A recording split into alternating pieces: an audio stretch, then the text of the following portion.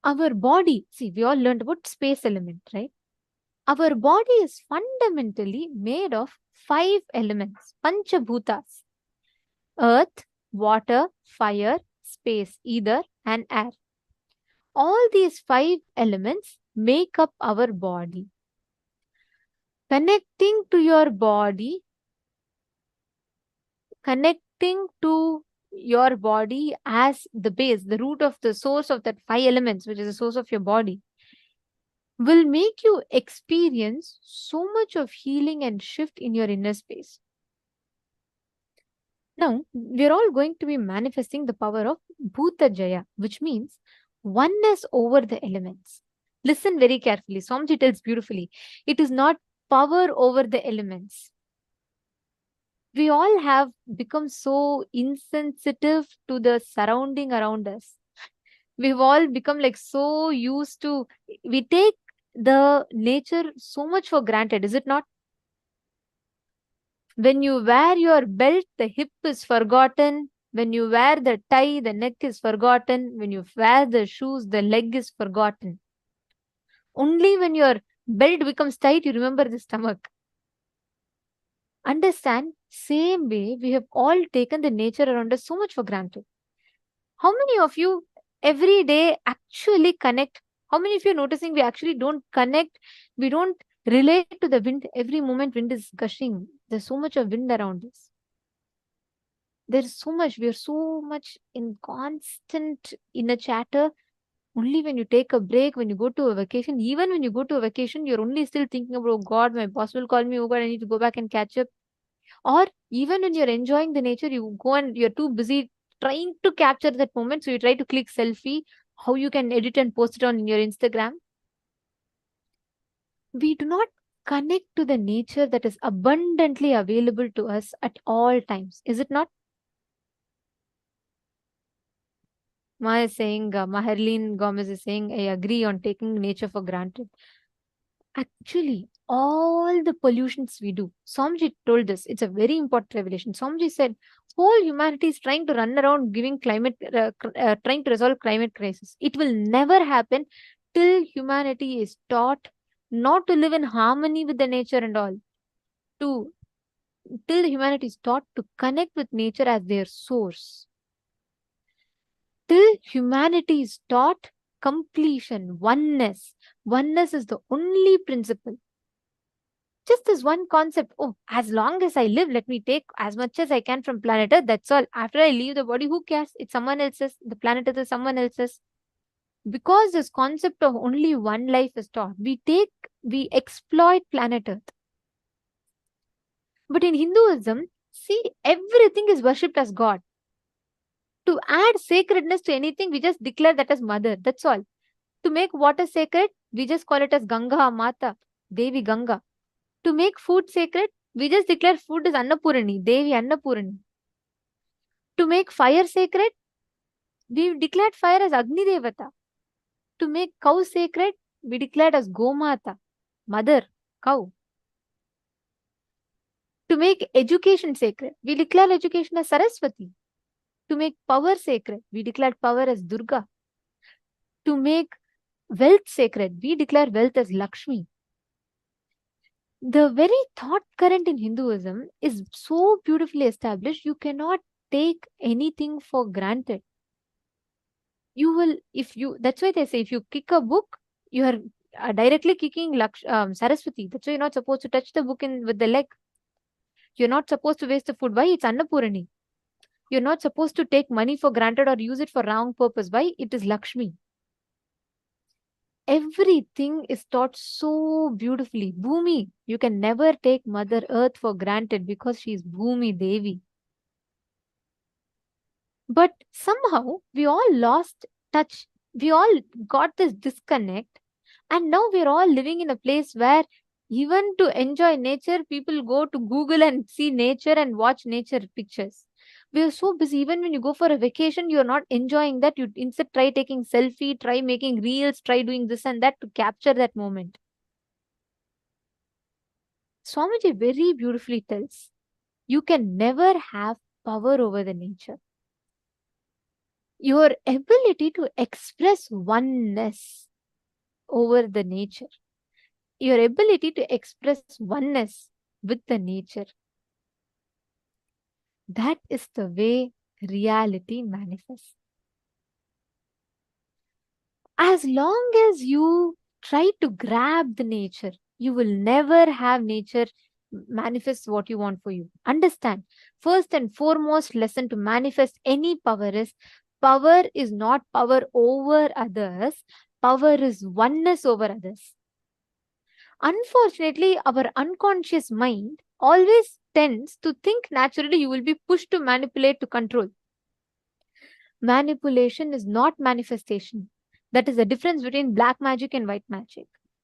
Black magic is manipulation. Power is not black magic. Power, you can never manipulate something. Try. You can never manipulate anyone with powers. Power comes from ultimate non-violence. Even with manipulation, you can try controlling nature. It will be very short span of time. You will read so many Puranas and all.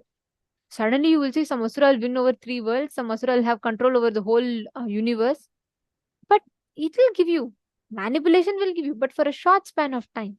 After some time, nature will just simply you can think, oh, Vayudeva, come on, listen to me. Simply one wind, if he blows hard, that's all, you will fly away. Understand? Every time you try to play with the wind, either stopping or agitating or aggravating with the mood of oneness, you will gain more and more power with the wind. When actually realize this, when you experience tremendous friendliness, when you just connect to the wind element, you will suddenly see wind will start revealing more and more secrets about himself to you. It will start revealing. Actually, you will see Vayudeva. Swamiji tells beautifully, Vayudeva will sit with you and confess to you. He will sit and talk to you. He'll say, Hanuman was my son. See, I gave birth to him. This is what happened. This kid is so powerful that he went and tried to swallow the sun, and I have to go and meditate to get him back. He will sit and tell all his secrets to you. Swamiji tells, whenever Swamiji goes to a place, there's a very beautiful incident. Swamiji told that when Swamiji was traveling in his Parivrajaka, there was an elephant mahout. So he was, when Swamiji was talking, like Swamiji was walking in the forest, at that time Swamiji realized that the same place where elephants are walking, the grass, they're heavy animals, like they're 1,000 kgs, like they're much 10 times heavier than human beings, 100 times probably heavier than human beings. But have you ever noticed where all the animals like lion, elephant, all walking the forest, they will never leave a trail? Means grass will still continue to grow on the place. But same thing where the mahout was walking, there were no grass growing. It just became like a whenever human beings walk, that ground plants won't grow. Why? Swamiji beautifully revealed how we are all fundamentally in disconnect with nature. If you see Swamiji walking, right, you will feel like as if he's floating. You will not actually see Swamiji walking. You will actually see Swamiji will just be floating. He'll be so much in oneness. Even him putting his leg on plant will not harm the plant. Of course, Swamiji will never do that. I'm just saying that is oneness over the nature. Paramashiva explains this whole science of enlightenment and manifesting the experience of powers. The first understanding is power is not a power. It is only a confirmation of your oneness with that object. For example, if you're able to stop the wind or make the rain shower, it is not your power over the wind or your power over the rain. It is your oneness over the wind. It is your oneness over the rain. This is the preliminary lesson for the manifestation. Because if you start believing, if the wind listens to you, let's say you command, you say wind stop. If the wind stops, you will become egoistic and arrogant. But when wind stops, if you instead see it as oneness, you will suddenly feel so much of love and friendliness. You'll feel like, oh my God, wind is listening to me. He's my friend. Because friend means who are exploring the deeper sides of each other continuously, who are exploring the beautiful sides of each other continuously is a friend. This is what Swamiji defines as a friend. How many of you want to build that friendliness with nature?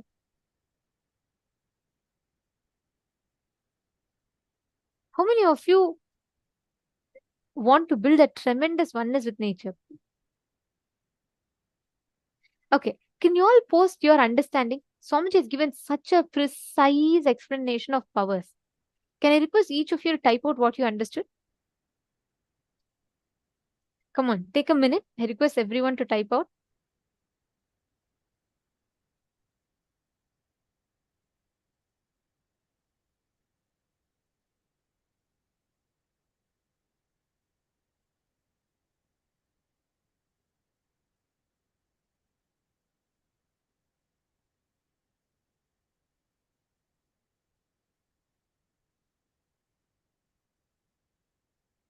What did you all understand? Because this is very important. Having this right understanding is very important for us to manifest these powers. Vinutha Nagaraj has posted, when you are one with universe, the creation, you can make things happen just like how you use your hand. Beautiful.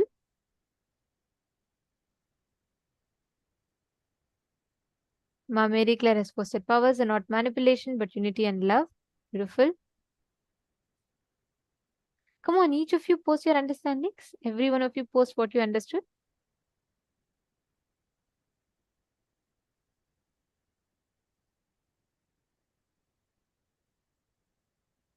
Oneness over others is a Mahavakya, I feel. Pavanaya has posted. Beautiful.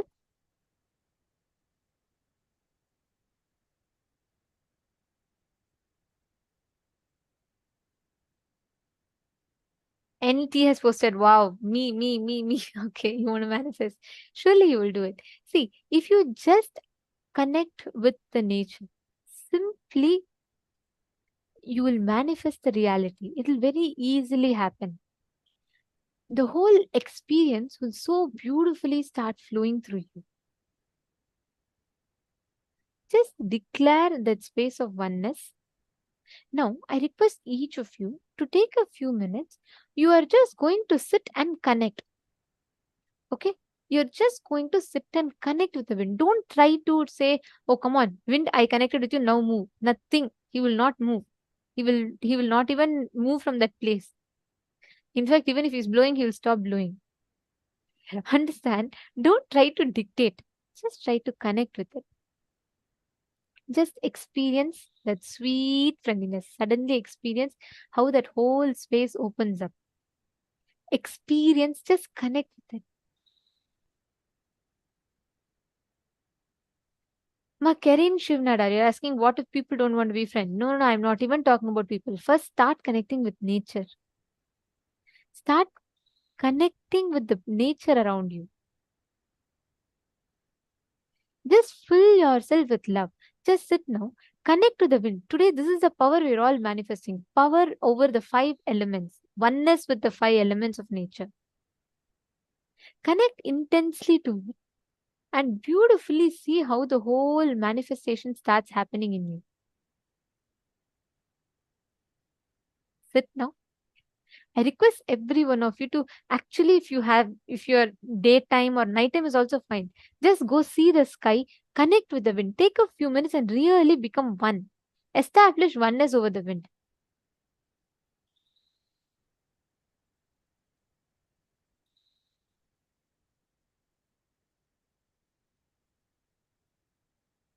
Can I request each of you to go stand in front of the sky? If you have the window, something like that, just go stand there, really see the sky, connect with it. Just feel tremendous friendliness. Suddenly you will see the wind will just become like your friend. You will experience that beautiful, sweet connection. Please go ahead. I request every one of you to do this sincerely. Nithyananda Paramashivoham Nithyananda Paramashivoham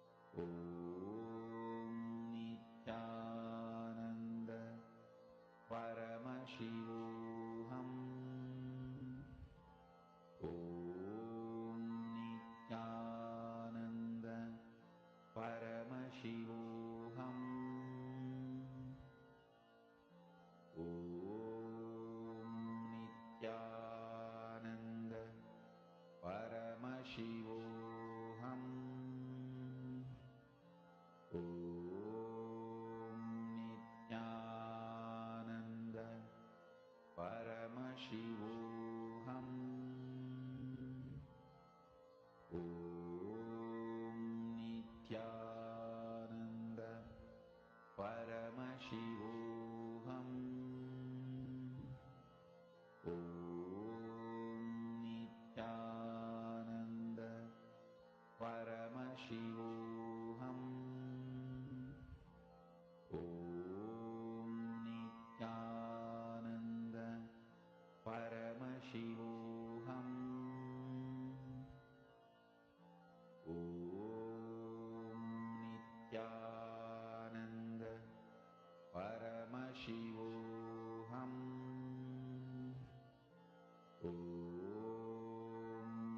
Nithyananda Paramashivoham.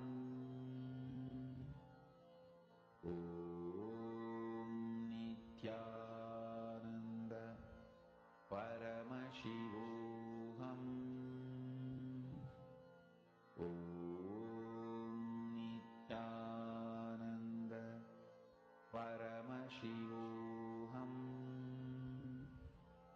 Om Nithyananda Paramashivoham.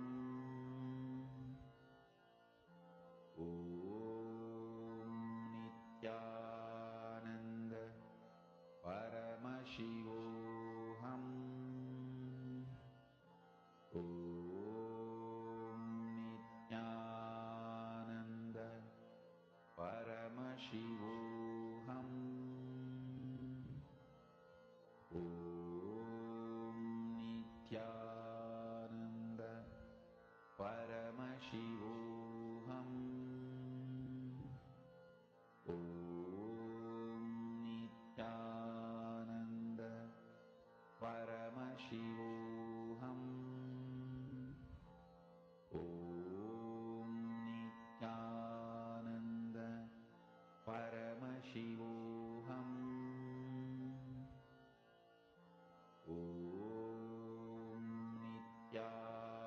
Nithyananda Paramashivoham. Om Nithyananda Paramashivoham. Om Nithyananda Paramashivoham. Om Nithyananda Paramashivoham. Om Nithyananda Paramashivoham. Om Nithyananda Paramashivoham. Om Nithyananda Paramashivoham. Om Nithyananda Paramashivoham. Mahavakya, spiritual lullaby for Samadhi, and Suprabhatam, wake up call, wake up song for Paramashiva. This Mahavakya is spiritual lullaby for you to fall into Samadhi. Suprabhatam, wake up song for Paramashiva to wake up in you. Just remember this one powerful cognition. This Mahavakya puts me in Samadhi. This is spiritual lullaby for Samadhi, and Suprabhatam, wake up song for Paramashiva in me, for Paramashiva to manifest. With this one spiritual powerful cognition, chant this Mahavakya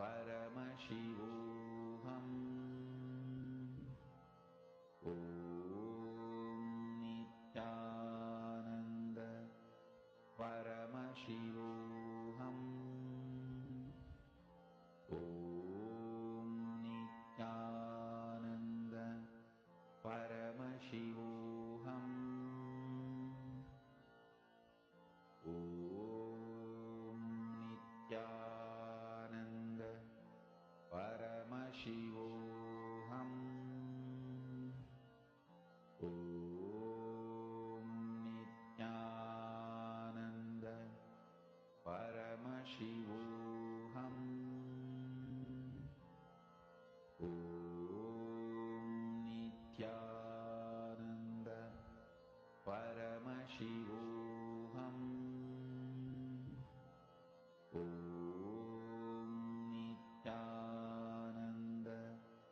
Paramashivoham. Om Nithyananda Paramashivoham. Nityananda, how many of you were able to turn off the flame in this round? Now, last session, all of us learnt about what is space. Many of you had so many questions and how the space operates, etc. We all learnt about it in detail. The next session, all of us are going to be entering into is the power of space creation. How actually to use this knowledge of space to create space. Let's now listen to the revelation from Swamiji.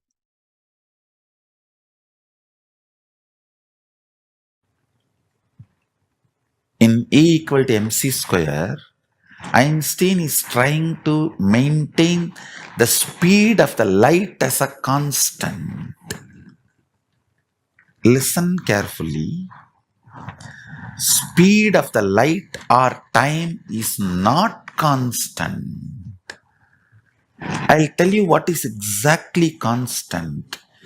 Consciousness reflecting on the space, the fifth dimension of the universe, consciousness reflecting is constant. In all our consciousness, Paramashiva is reflecting in all our inner space. Paramashiva is reflecting. That is constant.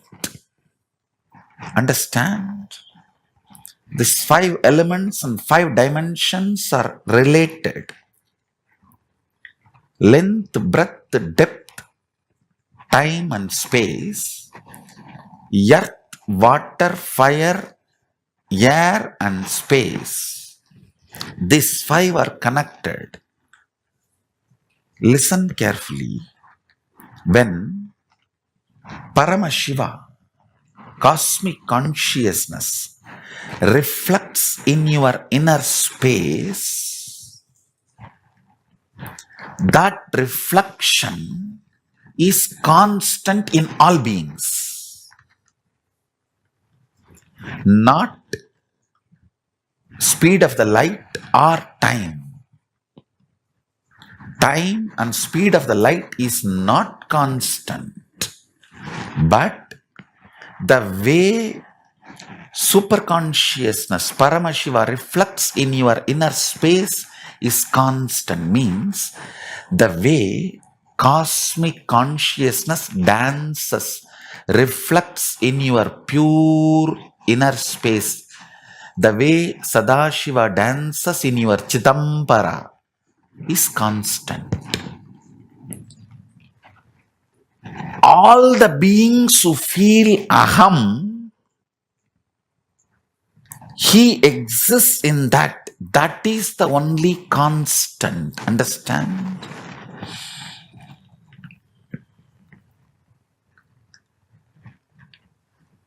From that starts the will persistence. Manifests the will persistence. Whoever gets back to that source from which he is reflecting, all of them fall into that space called oneness, which is constant. Paramashiva is equivalent to the will persistence decision to look at the source by the reflection. The constant in the cosmos is feeling of aham. There is nothing in the cosmos which does not feel the aham, including stone, stavara, jangama, everything feels the existence of aham. When Mahadeva, Paramashiva says, Vyapakam, anything which feels aham, he is in that. Listen carefully.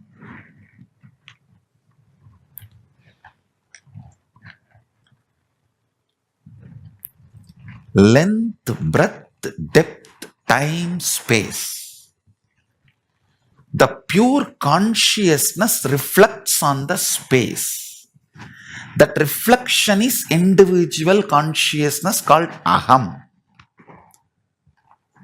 The frequency of that reflection is constant in everything.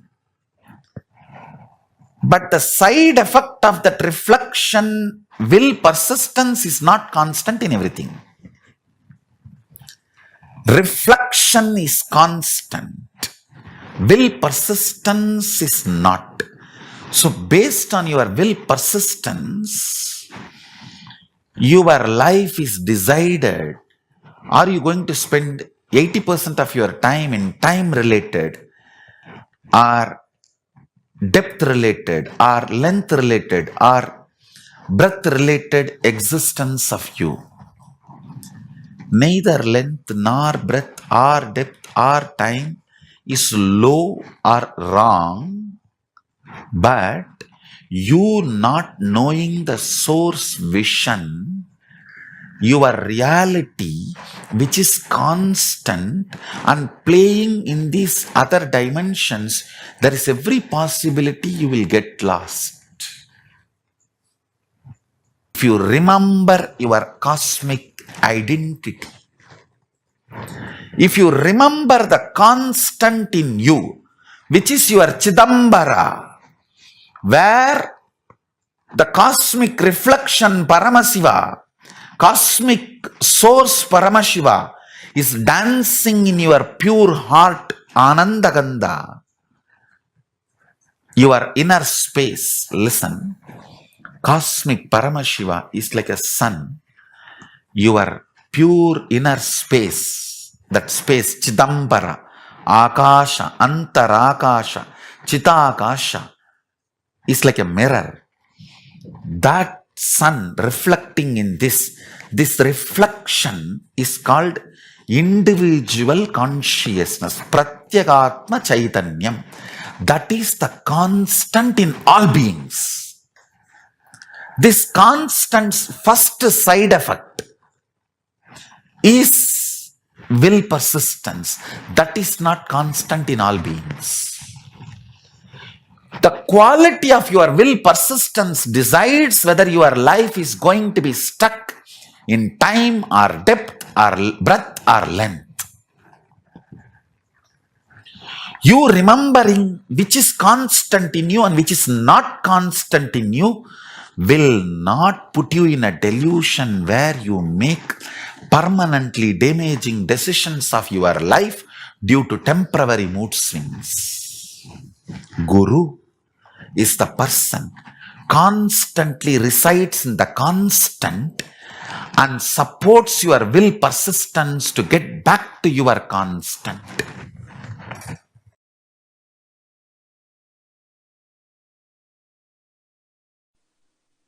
The higher dimensions,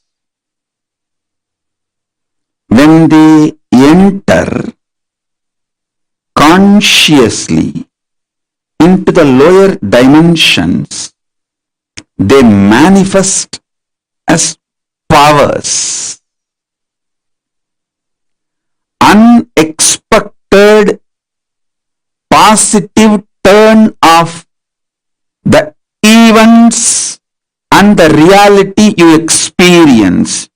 You can name it as miracle, you can name it as power, you can name it as a God's grace, you can use any name you want, but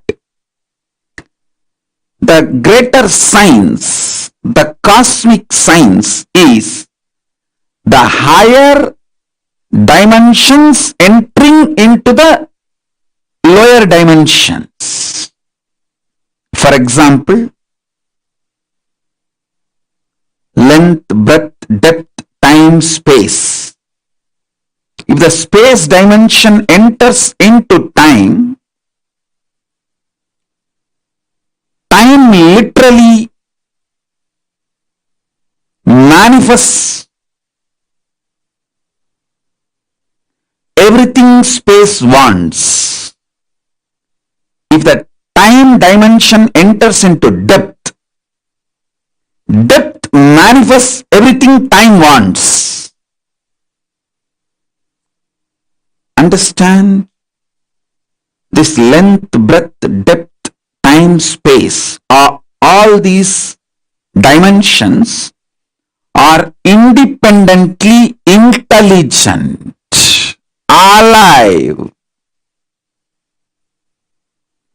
able to make their own conclusions and respond within their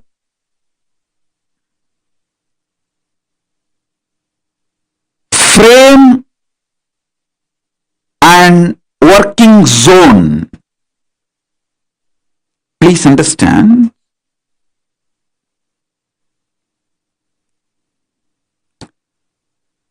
The length dimension is responsible for your logic, rationality. The breadth dimension is responsible for your ability to feel the emotions, feeling connections.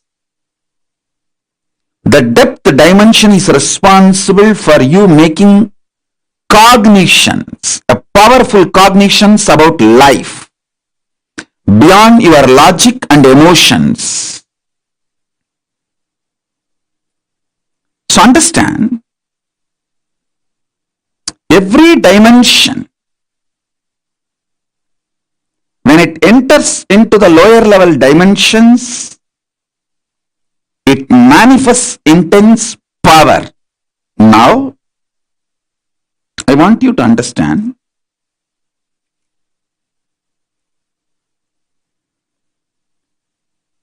time and space is independent intelligence and power.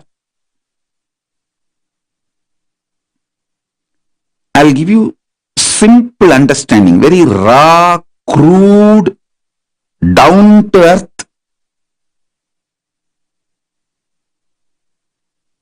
simplest understanding. You just try to internalize this one understanding. I'll help you to go through the whole initiation and make you manifest this power. I commit with you. Just understand this one. Time is as alive as your skin. If you believe, cognize, your skin is alive. If somebody massages your skin, you feel good. If somebody cuts it, you feel bad, pain. How much your skin is alive, that much, I should say little more than, much more than that, time is alive skin of the cosmos. Listen, where your skin ends, the skin of the cosmos, which is called time, starts. Actually, your skin and the skin of the cosmos both always touch each other. You can't be away from cosmos. Understand this?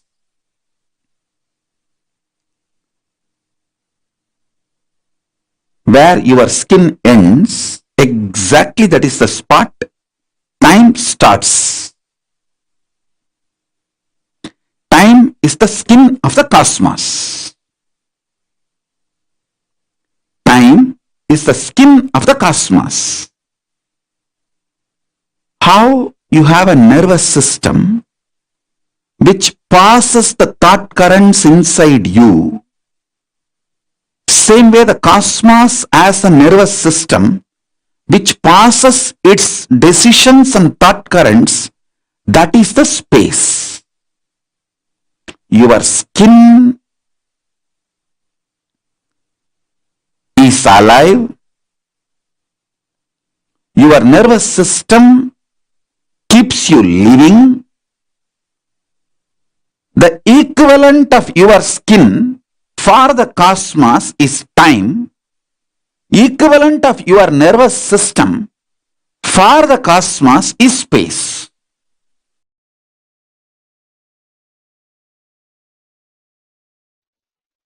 I'll give you some of the important, powerful cognitions about space.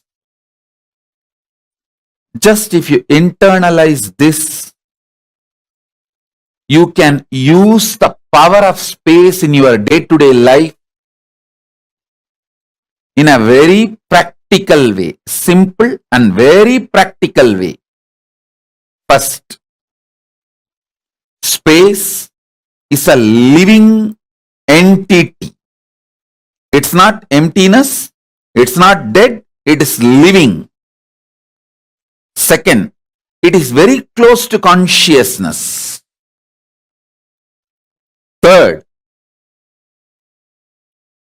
the space you are carrying inside you, where the thoughts manifest, is directly connected to the space where this universe is established. Chidambara, your conscious inner space, is directly connected to Mahavakya, where this universe is established. The space where this universe is established is directly connected to the space, your inner space where you are established. It means you have absolute ability to influence, inspire,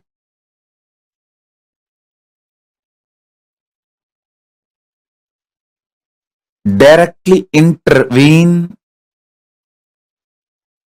with the outer space on which the world is established. Any mass has a power to influence the space.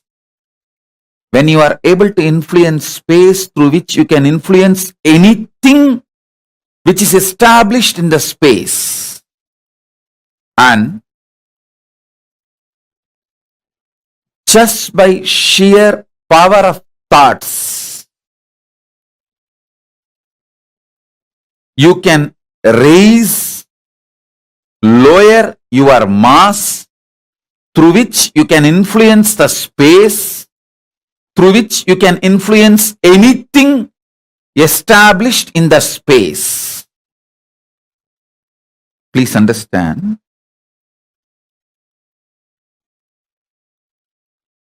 when you meditate on cognize something very heavy, higher than your brain can grasp,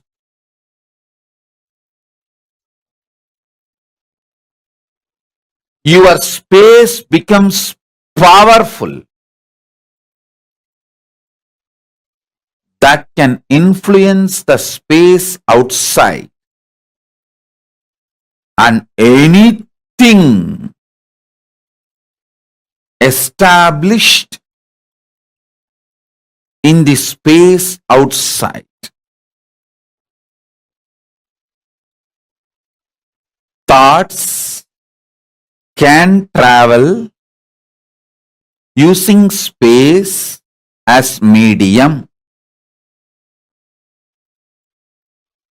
Anything which as a mass can influence space, through that can influence anything established in the space.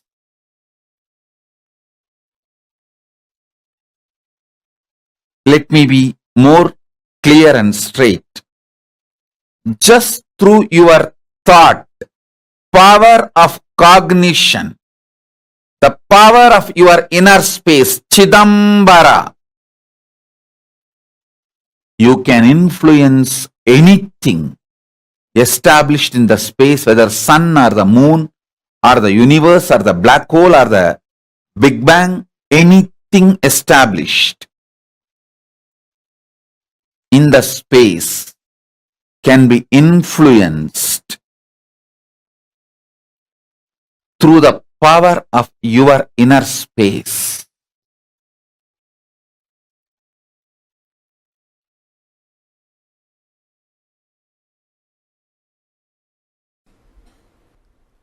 Most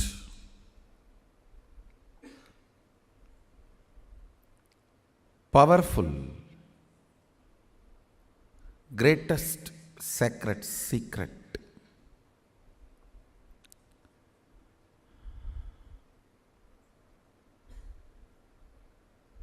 greatest Satya,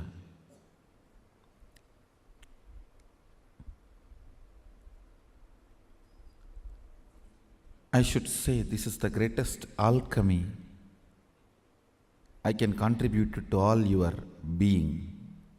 So please listen. The logic, length, dimension of your existence, in that if you understand about oneness, it is imagination. Breath, the heart dimension of your existence. If you are able to grasp oneness in that level, it can be visualization of oneness. The depth dimension.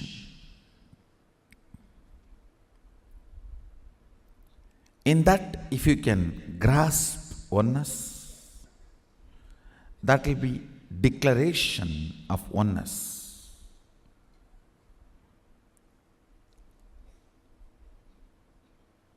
In time dimension, you just need to manifest ferociousness. So, this imagination about oneness, visualization about oneness, declaration of oneness gets into your space, your Akasha. That is when the Mahasadashivatva, that is where the Mahasadashivatva manifests. Length, breadth, depth of a person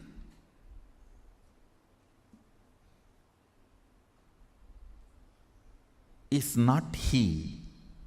The space he carries is he.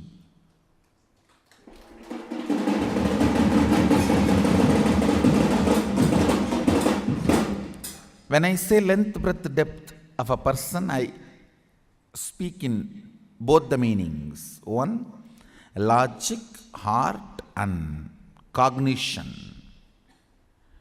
Length, logic, breadth, heart, depth, cognition. This three does not really constitute a person. And length, breadth, depth of the size, shape. Size and shape does not constitute a person. That is why you fall in love with the size and shape, get frightened when you see the space. Be very clear.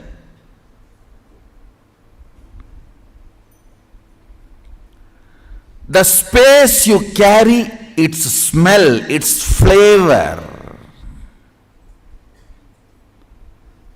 comes out of you like energy.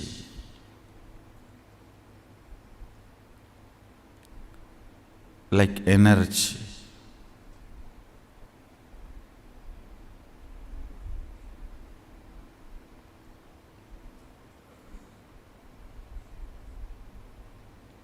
Many of the Indian restaurants use this as a tactic. They release a certain masala flavor. That whole area will have that masala flavor. The moment you enter that zone, you will feel like eating. That is also again like a marriage only. You go to the restaurant and you order what do you want. Then when you see what the other person has, you always wish you had ordered for that. And the other person is feeling the same.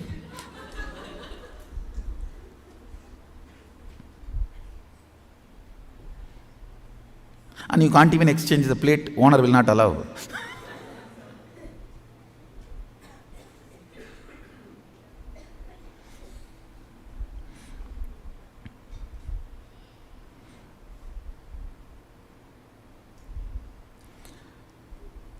The smell, the flavor of your space.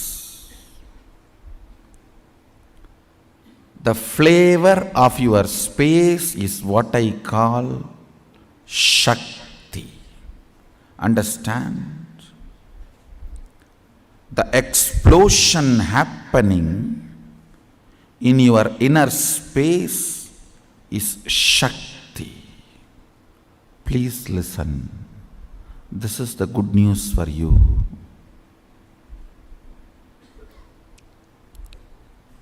The moment you manifest even one Shakti, I have already entered into your inner space. If I have not entered in your inner space and made the connection, you will not be able to manifest Shakti, because all power manifestation has to start from space, not from depth. Understand that time is a non-existence power layer. It has no existence, like a length, breadth, depth. It is only when the space collides with the length, breadth, depth, the dust created is time. See, the length, breadth, depth is a mass. Space is a energy. When these two collides, the dust generated is the time. I can roughly compare it to the Vatavarana, the layer around the planet Earth. Listen, no power can manifest in you if I have not entered into your space. Even if you manifest one power once, be informed, I have drilled you already up to your space. Kailasa celebrates the manifestations of his space.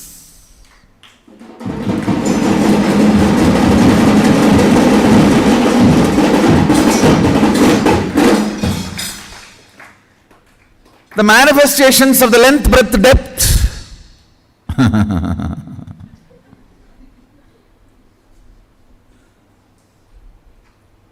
Manifestations of the length, breadth, depth is so superficial. So superficial.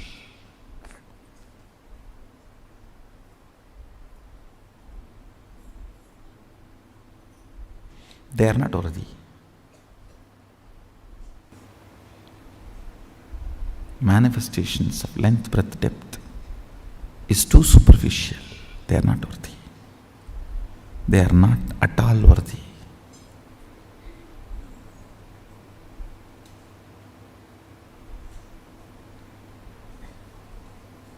Manifest the space.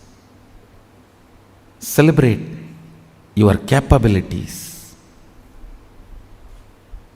based on your power manifesting abilities and space.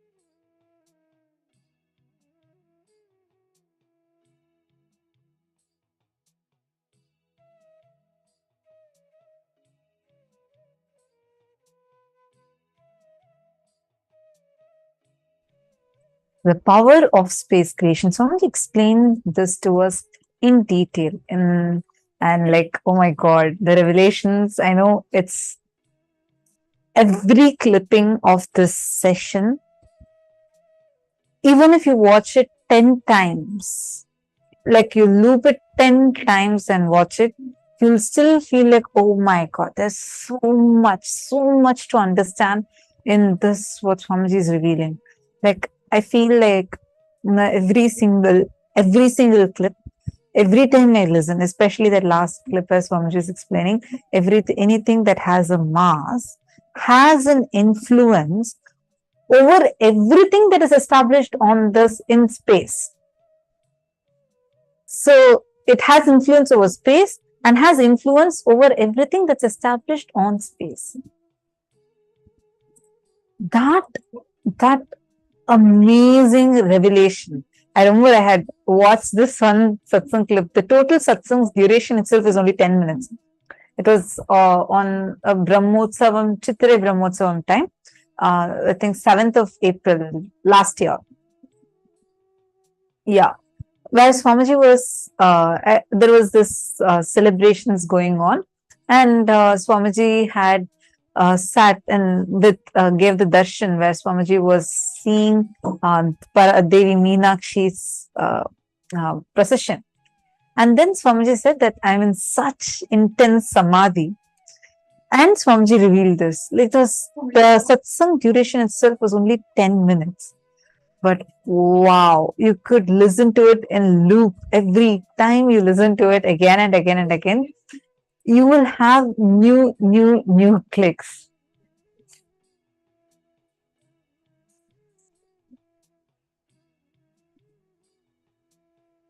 Okay, sorry, I'm just seeing Ma Karen's message.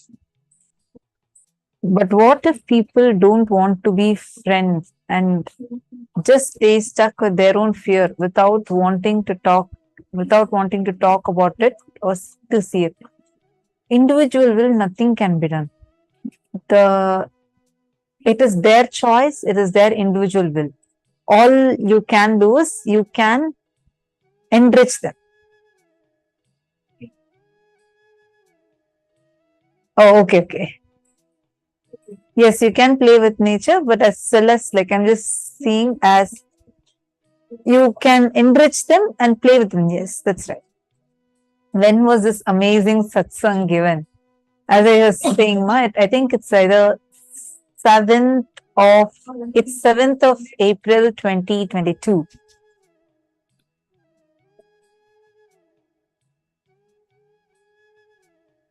Actually, Ma Karen is saying, at least I have friends even if they don't speak. The words we carry inside us really impacts. The space of completion that we carry inside can actually influence the people that we have outside us. So that's what I'm just telling in the satsang, right? The thoughts you carry matter. The kind of thoughts that you are generating in your inner space have a direct power over what kind of reactions you want to invoke in people, what kind of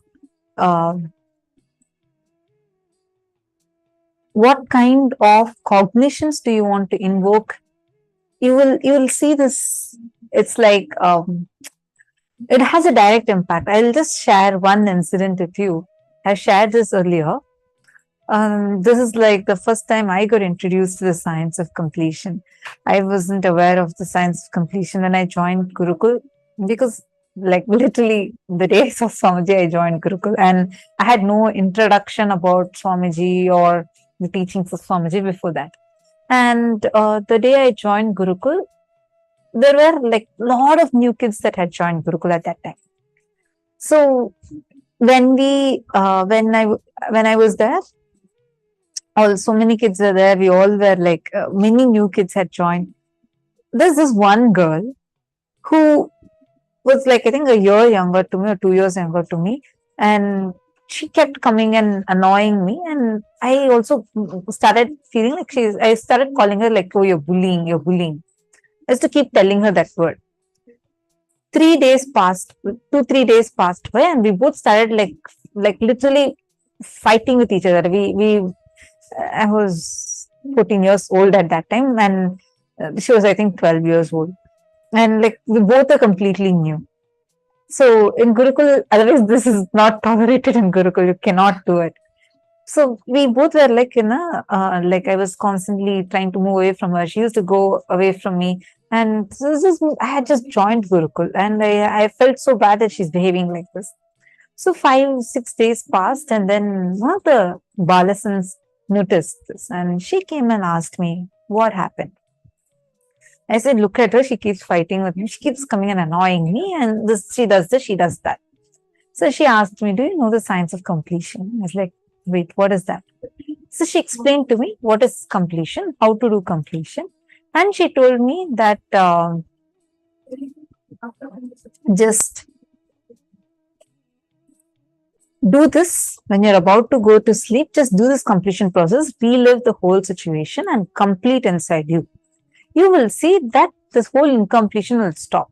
So I was about to fall asleep anyways at that time. So I just went and I lied down and I was sitting and doing the completion within myself.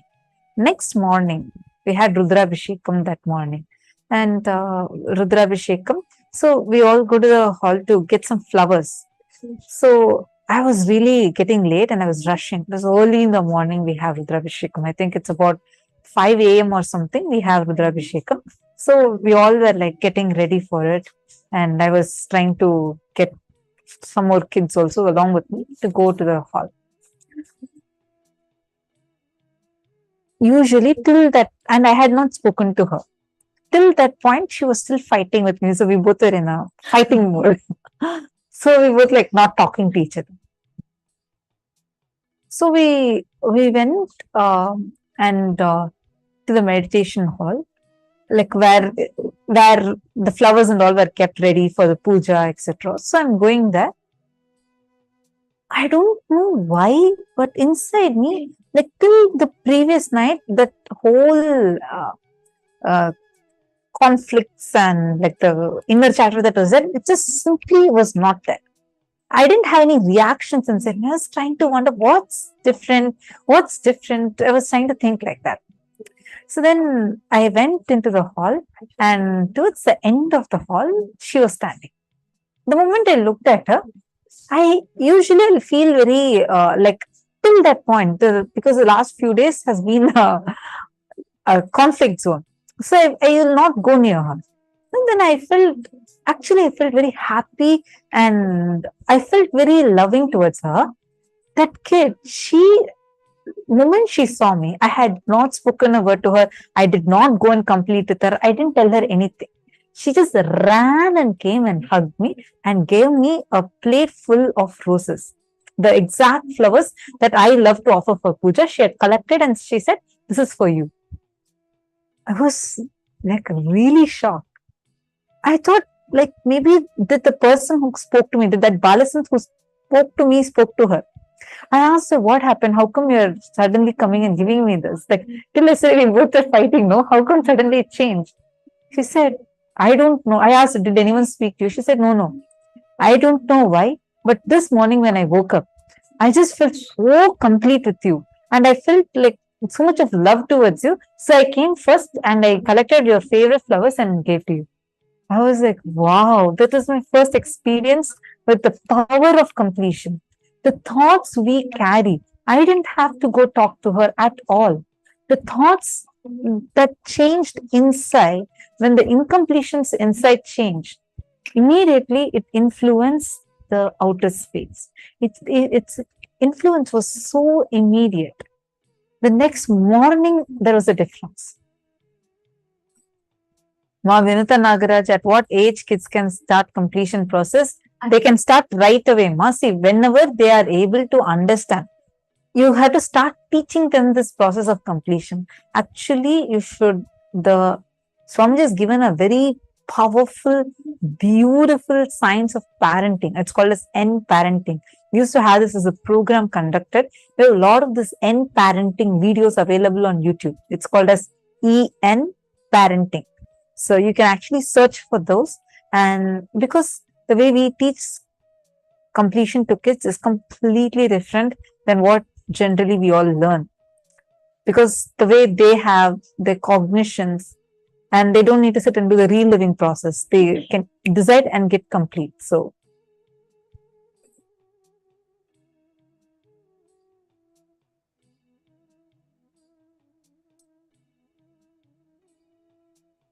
all right. I hope I answered your question. So, Ma Karen, what I wanted to say is use the power of thoughts.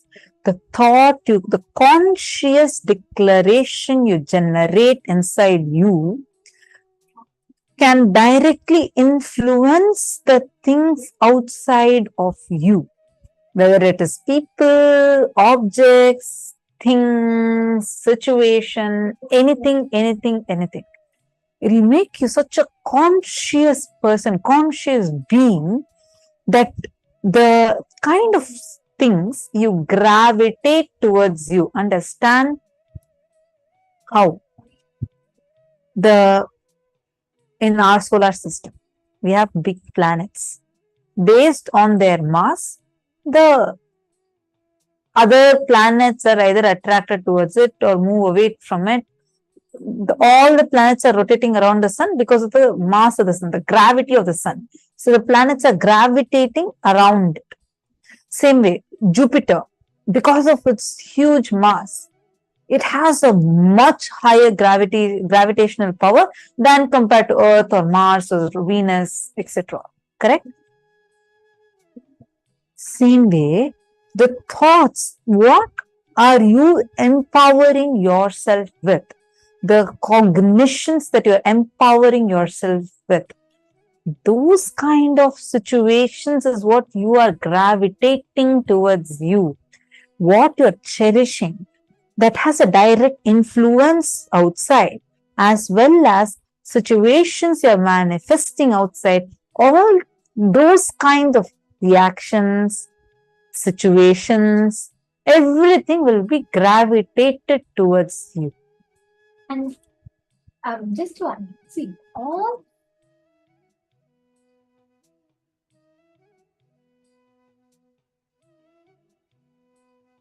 yes, sorry. See, all the patterns form in us after the age of 7. The kids that have the patterns, the root patterns, it's always formed after the age of 7. So when the kids start doing completion from the age of 7, the root pattern will never form in them. They will never have the root patterns as such. So if the parents focus on making the children do completion from the age of 7, it's a very good practice to add. And also, see, the space is so subtle and so powerful. Your inner space reflects the emotions and reactions you trigger. That's why Swamiji tells life is a mirror. Not a mirror of your external actions, mirror of your internal space. If your inner space is filled with fear, you will always see life will reflect that same fear back to you. If the inner space is constantly cherishing insecurities, life will always do the conversations which will trigger your insecurities. Life is a mirror. It constantly mirrors your inner space. What you cherish inside of you, that is exactly what is mirrored outside. Akasha Tattva, the space dimension, Chidambara. That is why Swamiji tells, Nataraja dances in your Chidambara. Paramashiva resides in your inner space. Just close your eyes and see Paramashiva will be standing there doing his Ananda Tandava. That is the power of space creation. We're all going to do a very powerful process. Understand, anything in your inner space you visualize without any conflict. Completely anything you live, visualize in your inner space. It will just get 3D printed as reality. I'll share this story with you all. There's a very beautiful story of a Nayanar called Pusalar Nayanar. So he's a great devotee of Paramashiva, and every day what is his way of worshipping Paramashiva? He just simply will sit, he will close his eyes, he will visualize. He will visualize the temple But the way he will visualize will be so detailed. He'll visualize as if he's building a temple. So every stone, the design of the temple, he'll visualize to such details. At the same time, the king of that temple, the king of that kingdom, he's building a huge temple for Paramashiva, and he plans an inauguration date for Paramashiva. That night, Paramashiva comes in the dream, and he comes in the dream of the king, and he tells the king that, listen, can you postpone your temple opening date by some more time? Because on that exact same day that you have fixed, one more important person has fixed.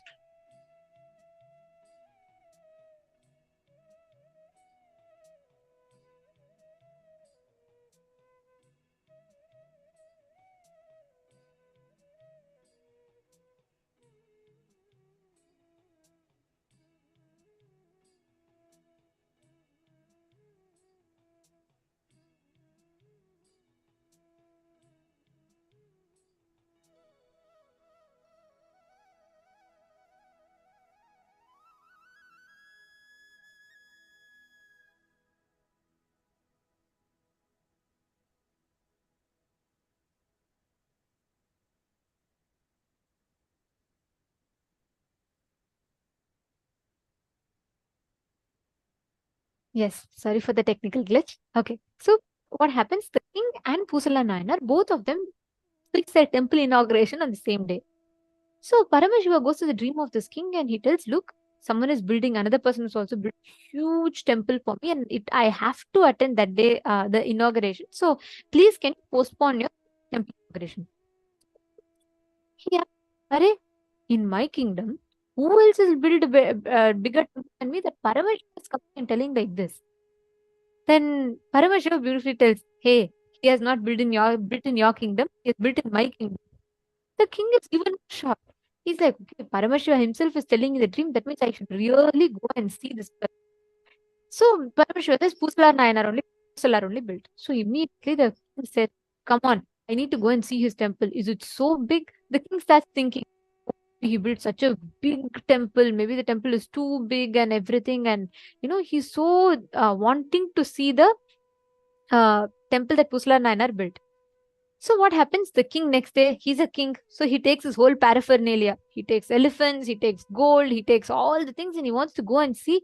He's visualizing, oh, maybe the temple will be so big. Maybe he will be so rich that he has built such a big temple and all that. And the king goes to see.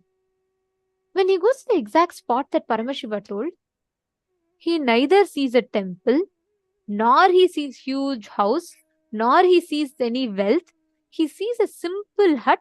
Outside that, a simple man is sitting and meditating. The king is shocked. He checks, is this Pusala Nayanar's place? Have I come to the wrong address? Then everyone says, no, this is only Pusala Nayanar. You have come to the correct address. The king is thoroughly confused. Then he says, what? I must have been mistaken. Paramashiva said that he's built such a big temple for which Paramashiva himself comes for inauguration. Then I don't know it's so confusing. Then very beautifully Paramashiva tells that Pusala Nayanar visualize that inner space. That moment when the king is seeing, Paramashiva himself appears. The story goes so beautifully. What Pusala Nayanar was visualizing in his inner space, Paramashiva just takes that and puts that in reality. He just literally just 3D prints his visualization as reality. Understand, to this day, this temple is standing. This is the Kanchipuram Ekambareshwara temple, which is built by Pusalar Nayanar. To this day, scientists cannot find a single reference or a single evidence that it was carved by human, because it was not carved by human beings. To this day, there is not a single rock cut. They're not able to identify the chisel hammer symbol nowhere, because it is the direct print, 3D print of Pusalar Nayanar's inner space. That is the power of Chidambara. He didn't do anything in his life. All he did was sincerely visualizing. And that visualization became a reality. Understand the power of Chidambara. What you visualize becomes reality. what you exactly think about becomes a reality.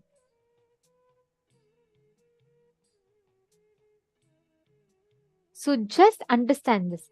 We will now do a very powerful process where you're going to harness the power of space creation. I request every one of you to choose any one reality you want to manifest and visualize that completely, thoroughly visualize it. Like end to end, every detail. Visualize as if it is happening. If there's any self-doubt that comes, anything in you tells, oh, is it going to be possible and all that, complete with that. But sit and visualize. I request every one of you to very sincerely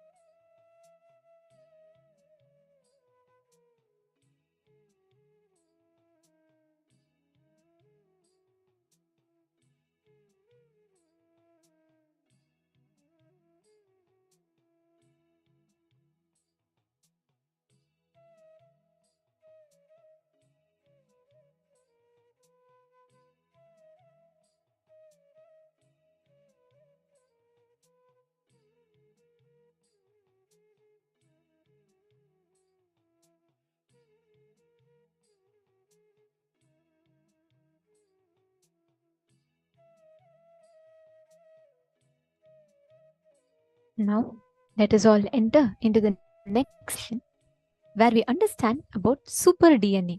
What is super DNA? Let us now listen to the revelations.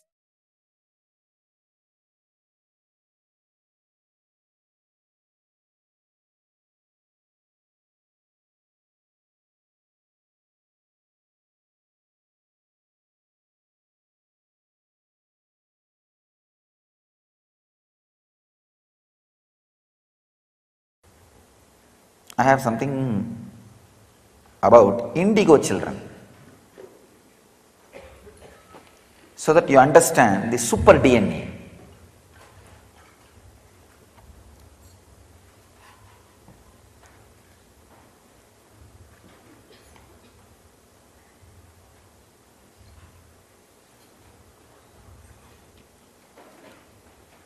See, children born throughout the history of humanity to raise the frequency of the planet and human consciousness, having more than 2 strands of DNA, active DNA, are called indigo children or rainbow children, crystal children. There are 3-4 names.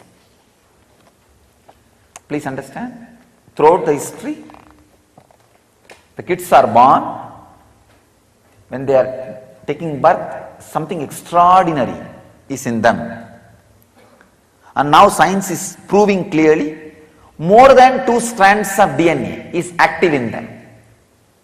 They are called indigo kids, and throughout the history there are references, these indigo kids were there. The core human DNA imprint is built on 12-strand structure, which says human form was designed to embody 12 dimensions of conscious awareness. I always used to talk about these 11 dimensions. The 12th is the Shiva state. We can have our own brand name, Nithyananda state, whatever. Fully awakened, Shiva consciousness. Please understand, these are the Shastra Pramanas, means the eternal truths revealed by modern day rishis. Then I will add my understanding about these 12 strands, human body, and 2 strands being active, more than 2 strands being active in kids, and how it happens.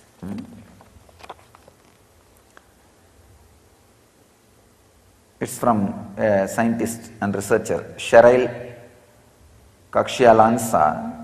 The junk DNA or a dormant DNA activation is a tremendous gift to accelerate the spiritual awakening of collective consciousness on the planet. This is a quotation, means some research from that person. A person with 2 strands of DNA with only 1 strand active is like a computer with access to only 16 MB RAM memory. Can run only few programs.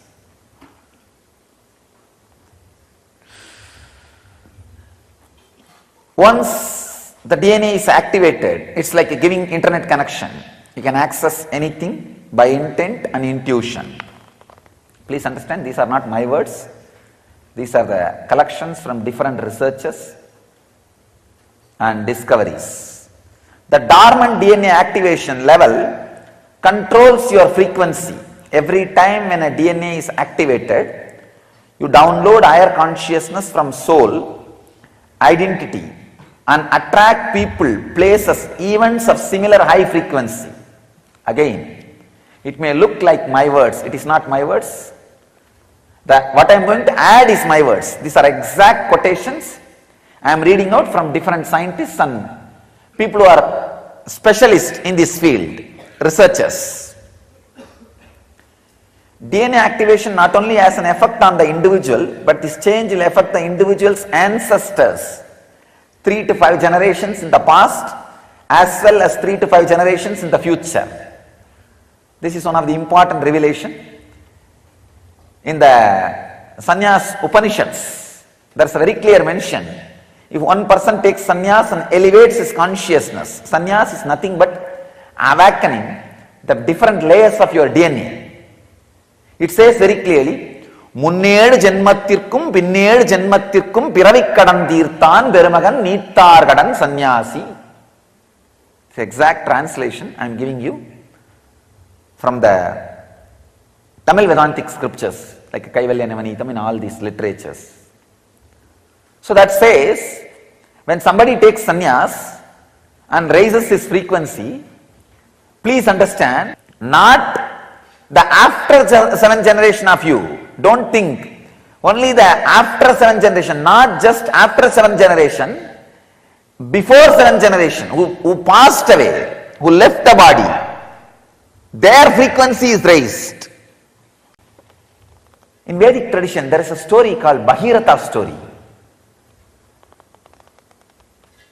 His ancestors were cursed by a rishi, Kapila only, who is the father of our tradition, Nirvaniya Kada. Kapil was disturbed by these guys, so he cursed them, and they all became ashes. He did not even curse actually, he opened the eyes, the power of his eyes, and the karma they did burnt them completely. So, in his generation, the third generation person was in their generation, third was the Bhagirata. So what to do? What is the way to liberate them? They all have become just heap of ash. The only way for liberating them is bringing Ganga and sprinkling that water on them. Means that raising their consciousness through the Amrita, nectar, the spiritual nectar. And he does tapas, brings the Ganga to planet Earth, means infusing consciousness into their dead DNA structure. Please understand, infusing consciousness into the dead DNA structure was a science available in Indian tradition. In Chennai, Mylapore, there was a Chettiar girl, Pumbavai. She died in the snake bite. So her remains, relics was preserved by her father in a pot. So Trinyana Sambandar, a great saint who knows the science of DNA. Among the modern day saints, modern day means, sorry, I should not use the word modern day, among the recent day saints, in the Vedic tradition, 1000 years means recent days. The recent day saints, this Jnana Sambandar and Tirunavukkarasar, these two have shown physically the science of DNA in their life, doing miracles. That they showed that they had a power over a DNA structure. He gave life. He infused consciousness into the DNA and liberated her. So, the same thing Bhagirata did. Please understand, when you raise the frequency of your DNA, you can connect with 7th generation wherever, whatever state they are in. If they already taken new birth, you can elevate them. I tell you, many of you guys have come to me because your sons have raised their frequency. Your 2 generation before son has raised his frequency. So suddenly, for no reason, you feel connected to me. Because he raised his frequency, your frequency is raised. And you do not even know why you decided to come and be with a Swami. Sometimes you can think your background and what you are doing now is completely unconnected. Understand? 2 generations before, the sons or daughters you gave birth, somebody has raised their frequency. That is having effect on you. One more thing, I always tell people, whenever their parents or somebody passes away in the family, I tell them, don't suffer. If you suffer, you will stop their journey, further journey.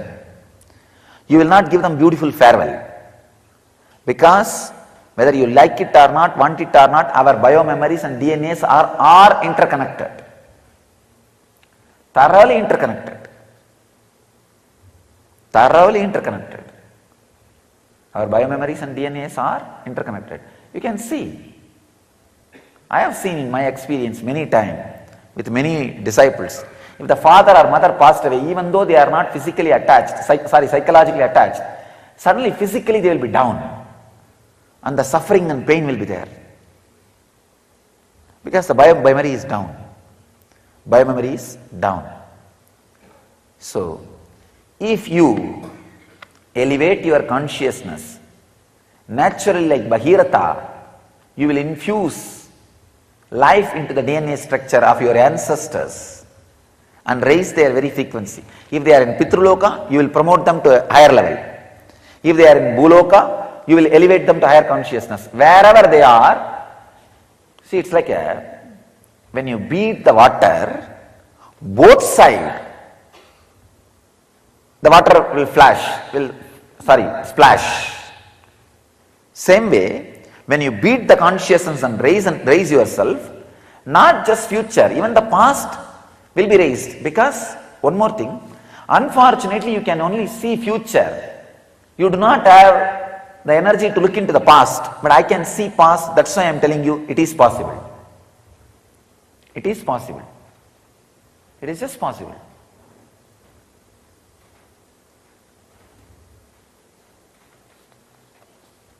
So I have some more researches, but first I will finish one by one. So I have brought some 3-4 important truths today.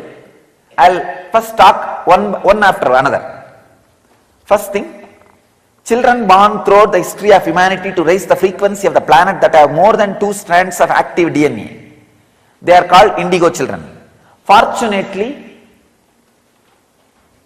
after the 60s and 70s, the 60 rebels and 70 hippies, most of them were indigo children. Please understand. The 60 rebels, 70 hippies. The 60s there is a huge rebel movement started. The 70s there is a huge hippie movement started. Many of them were indigo children. Unfortunately, the society is so cunning, so frozen, unable to accommodate them, labeled them as negative and push them aside. And they are made to negative, nothing else. And recently, after 90s, enormous amount, please understand, the guys who are working on this line, they are saying something like 40 times more kids than the 60s and 70s are taking birth whose DNA is more than 2 strands active. Please understand. Huge number of kids whose DNAs are active more than 2 strands. Means the multi-dimensional kids are taking birth. And another one important thing, the core human DNA imprint is built on 12-strand structure. Means it can radiate, it can embody 12 dimensions of conscious awareness. I think I have spoken on this 11th dimension in a very detailed way. I may not spend much time on this 11th dimension. The 12th is the ultimate Siva consciousness which can't be described. When you experience the 12th, you are an incarnation. That's all. So, there is a second truth. I want you to know the third truth is, I think I already read out, the person with 2 strands of DNA is only with a 16 MB RAM memory. And the DNA structure is activated. Once the DNA is activated, it's like giving internet connection. You can access anything by intent and intuition.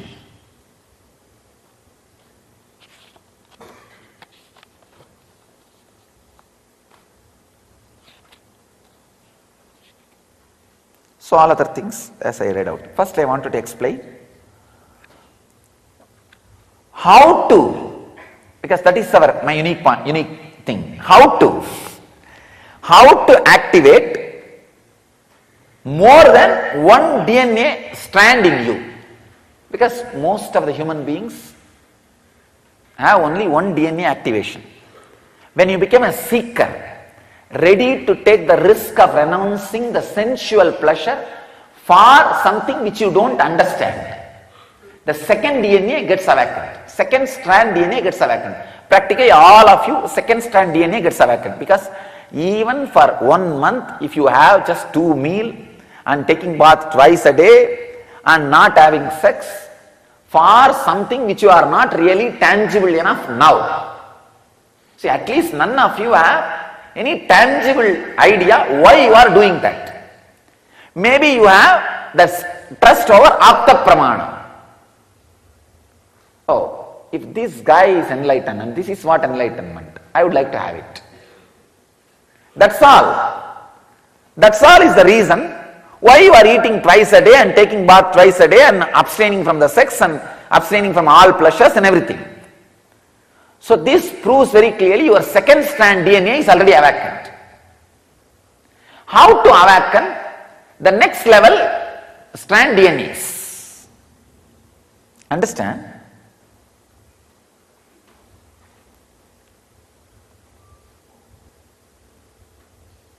I'll give you exact that how. I don't want to use the old words. If I use the old words, you will say, oh, I know about it, it's okay. I tried it, not working out, so I am not going to be, I will not be able to awaken the third strand of DNA. No, you can. You can. Please understand. Remember who you are really. Remember who you are really. So naturally, like a lump you will feel, one part is that identity which you are showing to the world. Then one part will say, no, this is not, because this changes.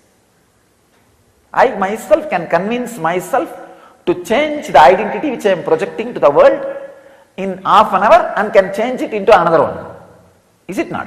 See, sometimes when you are not able to maintain that identity, or when that identity gives you suffering, in half an hour, one cycle of time, one circle of time, the 21 minutes, you sit and talk to yourself and change it. Is it not? Then how can you be that? Not. It's liquid. It's changing. How can that be the me? No. Then what is me? What is me? In few minutes, naturally, you will feel there is some point in which you are cornering you. What is me?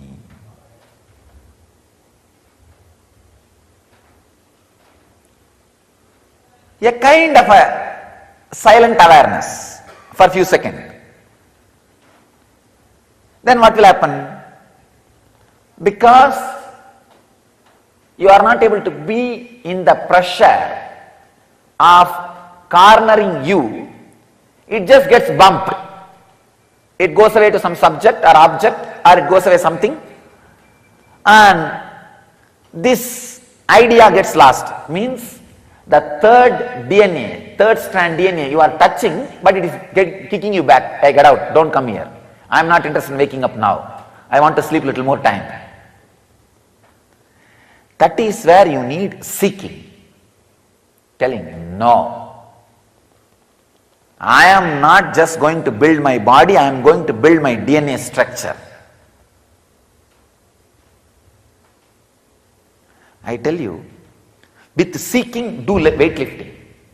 That will get into your DNA structure. With awareness, when you lift the weight, feel the tremendous pressure, not pain.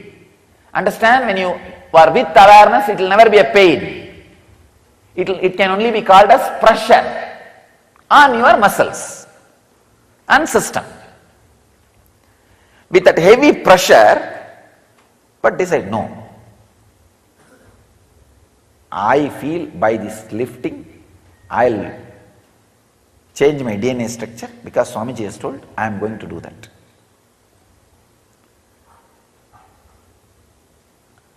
With awareness, with seeking, go on doing which your muscle does not want to do.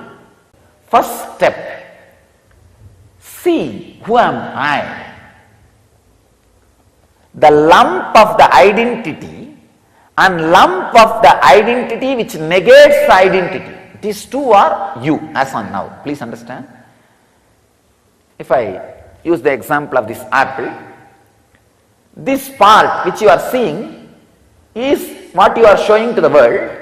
This part which you are not able to see is the part which has ability to change this part.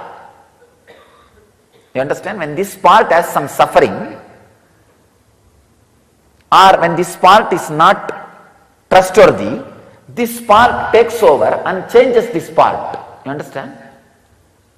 So see, which is the part which has the ability to change this part.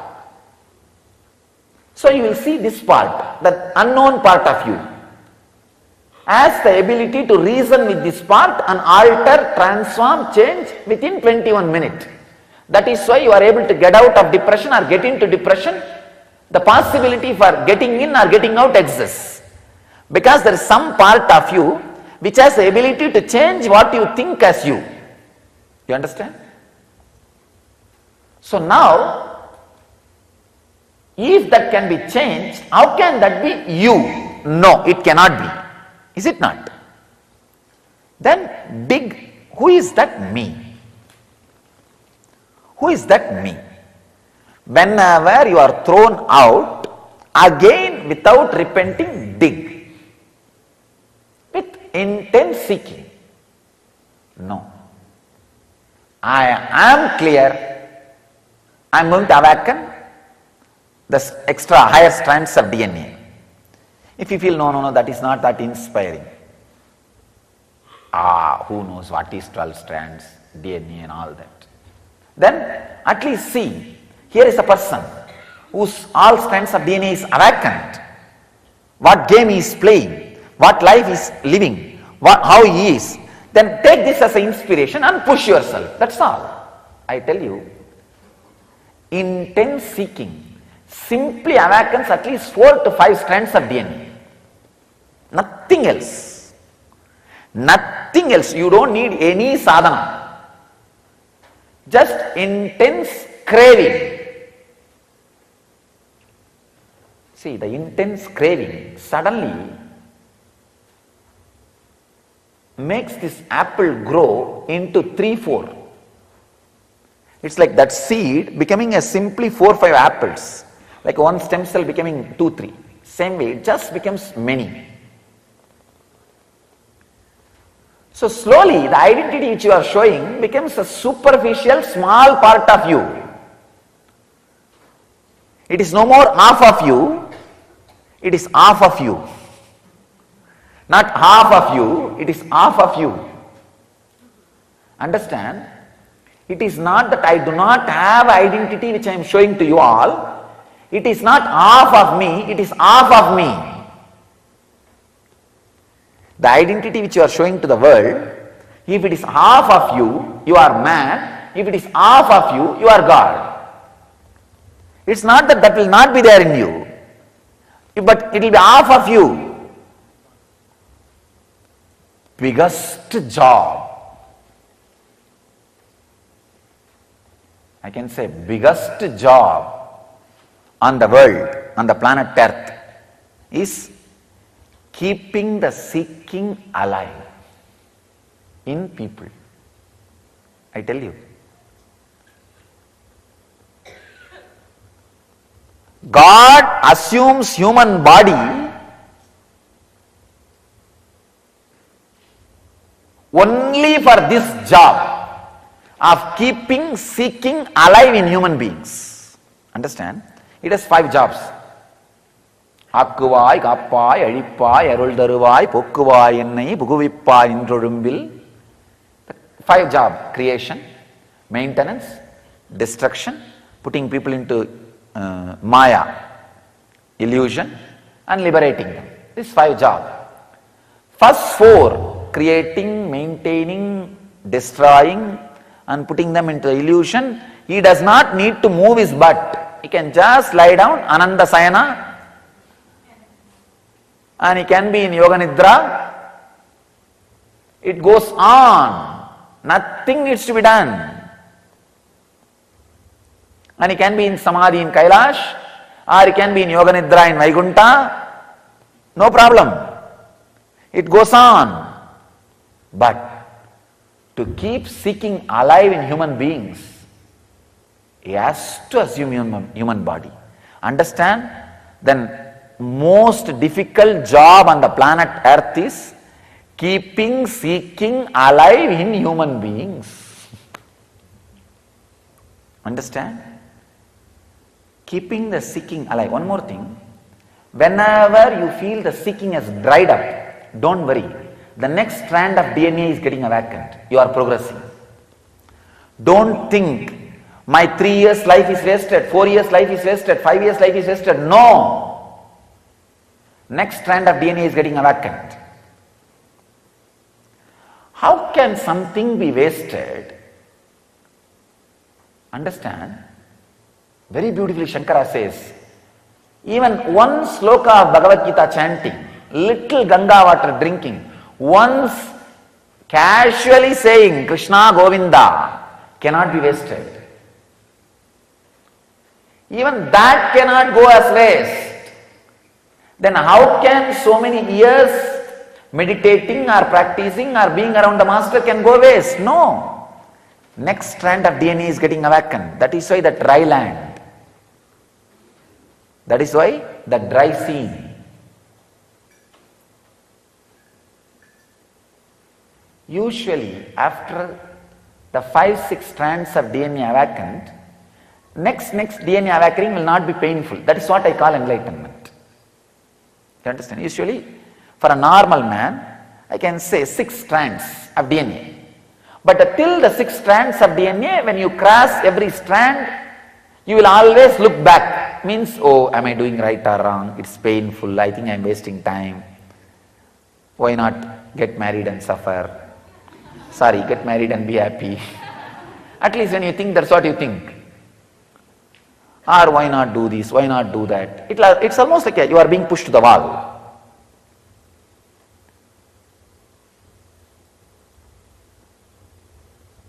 But after 6th, no. After 6th, any transition of that next strand of DNA awakening, there will not be any pain. It's just smooth thing. That's what I am saying. See, 0 to 6, 1 will be always awakened the moment you have the body. And the second will be awakened the moment you start seeking. And the 2nd to 6th is enlightenment period. The 6th to 12th is the incarnation period. By the time the 12th is awakened, you are an incarnation. And one more thing, after the 12th is awakened, there are hundreds of new layers opens up.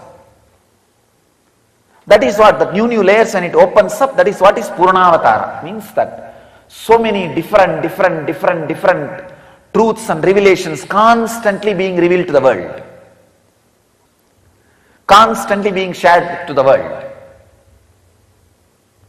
So the essence is 3 things. First, see who am I. The personality which can be changed is not you. So dig, then who am I? When you feel you are hitting the dead end or suffocation, increase the seeking, intensity, passion, and look again. When I say again, again and again and again and again,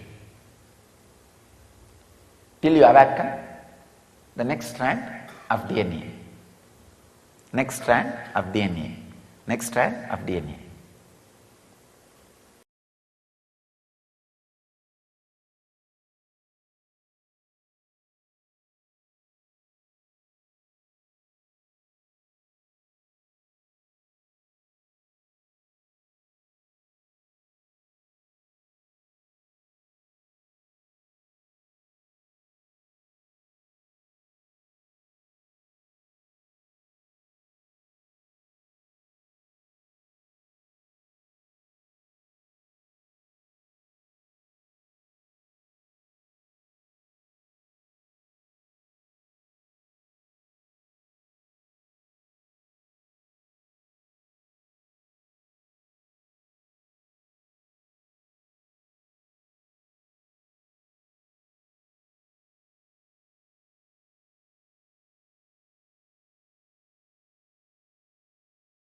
I was expanding on the science of making the best, highest superconscious mutation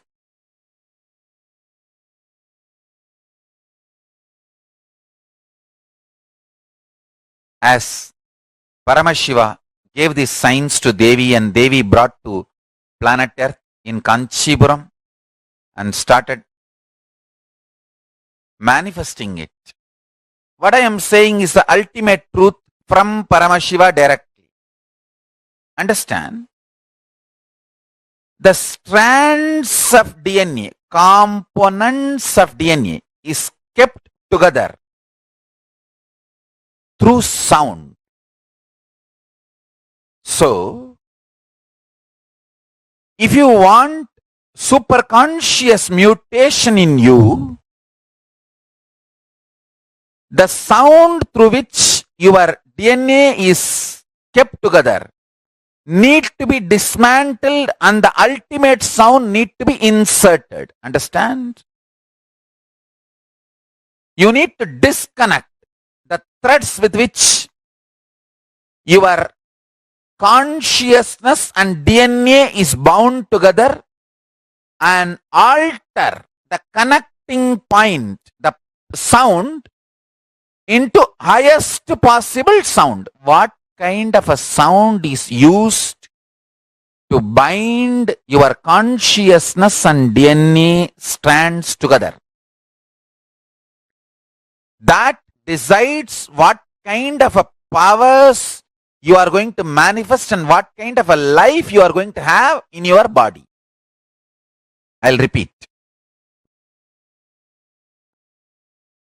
There are 4 situations in your life where consciousness is directly influencing your DNA.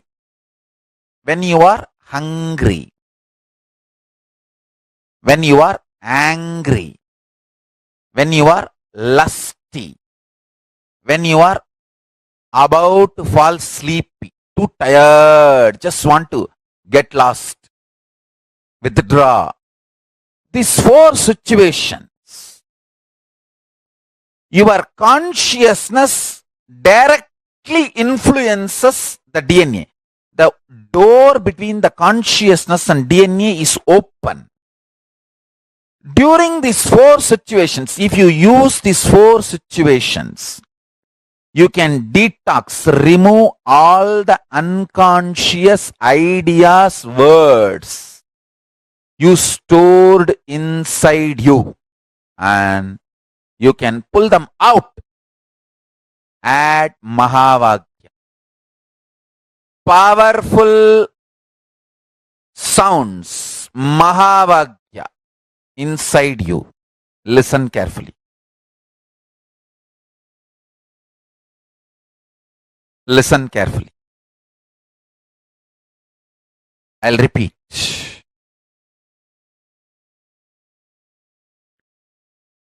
Your DNA strands are connected through water, hydrophobic material. DNA strands and the consciousness is connected through sound. Sounds with which they are connected matters. The good news is you can reprogram, replace the old sounds through which your consciousness and DNA strands are tied together, connected together. The great news is you can use these 4 opportunities to do it easily. I'll give you the precise conclusion. Whenever you feel hungry,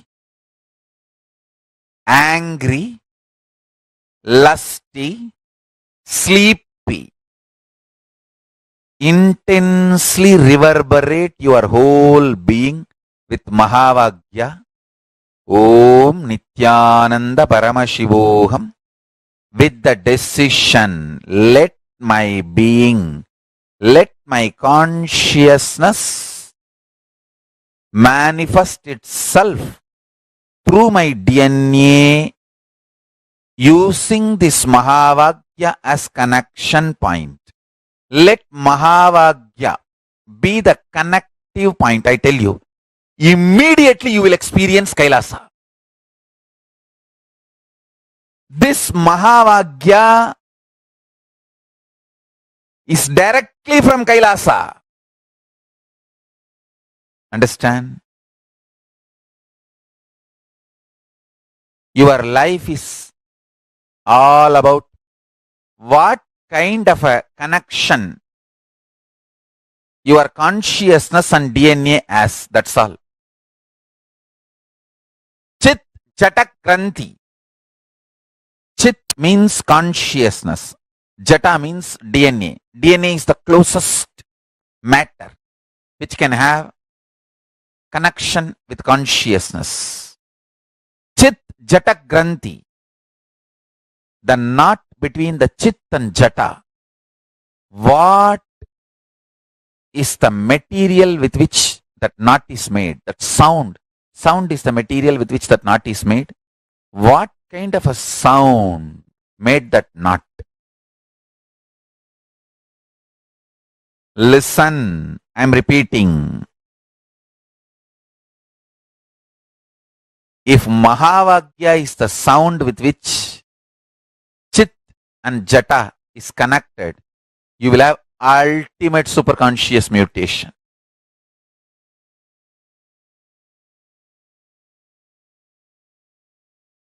Ultimate superconscious mutation.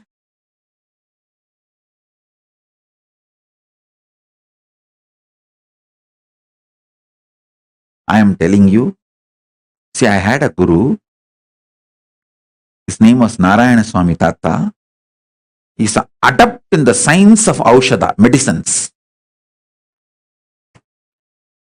He will collect herbs from the ground which was never walked by human beings. மனித கால்படாத இடத்திலிருந்து வேர்களும் செடிகளும் மூலிகைகளும் கொண்டு வருவார். Let me repeat. The place where human beings never walked, from that kind of places he will bring herbs, roots. How you know? He had a trained dog and a goat. The dog will take the goat and go. Goat will identify the herb. Dog will just pick it up and bring it. I have seen this happening. I am not telling you stories. He lived just few years, maybe 30 years before. And still his son, grandsons are, his family is still living in Tiruvannamalai. You can go and talk to them. You will find what I said is true. His name is Narayana Swami Tata. Still the home he lived is there. And all the things he used is there. Maybe the dog may not be alive because you can see his photograph. But surely the family knows whatever I am saying and you can talk to them. I had this kind of masters who are adepts.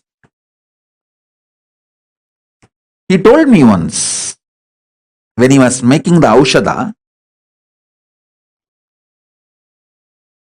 for a so-called incurable disease, kind of a very dangerous cancer. For that he was making Aushadha.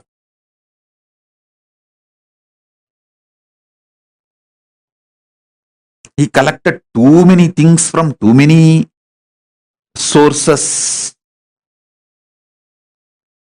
and finally made the Aushadha. He called that disciple, or I should say that client, who came to him for healing, for medical care, medical help, Aushadha help. The customer. And he gave that medicine to him.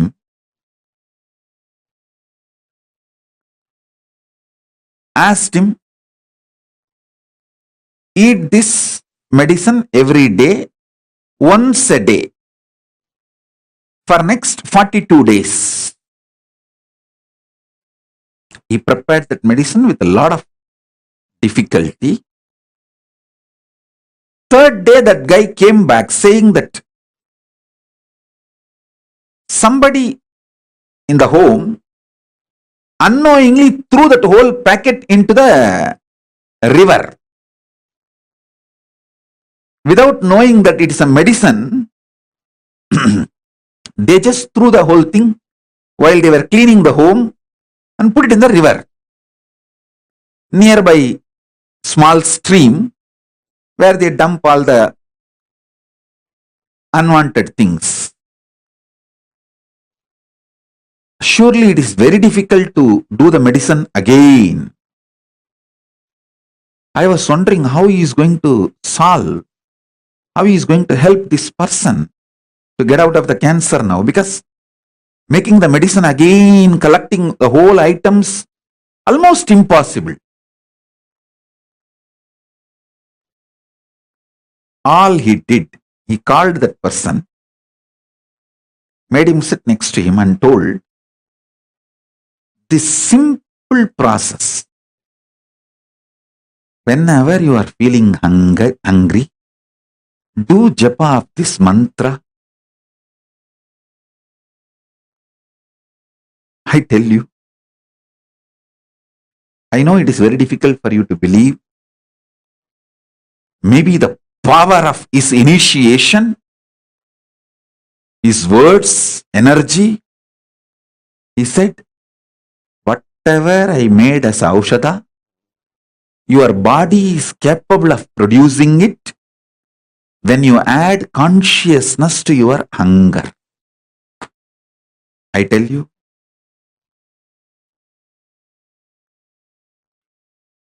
surely it is the power of his initiation, because I saw he was having his hand on the shoulder of that person while he uttered these words. So that words have gone into his body like a powerful energy shock. Now literally I am having my hands on all your shoulders and giving you this initiation.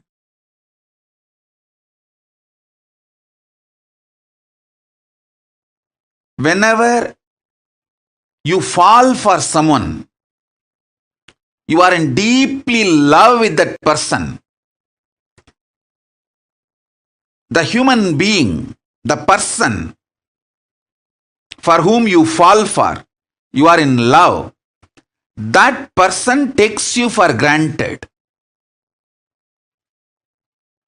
You feel the other person for whom you have fallen is not loving you so much as you feel for him or her. Listen. Whenever you fall for someone, you always feel the other person for whom you have fallen, that person takes you for granted, and that person does not love you, have feelings to the same level you have. Sometimes this is the way you feel, sometimes this is truth also. With ordinary human beings, this is the way love is acted, reacted, given, received, reciprocated. This is the way the love flows with ordinary human beings. With the divine, With Paramashiva, the logic of love is totally different. Listen. When you love me, when you fall for me, first thing, I raise you. Second, I shower life energy in you. When I shower life energy in you, your consciousness is the most superior asset, wealth, property for you and for the world. Listen carefully.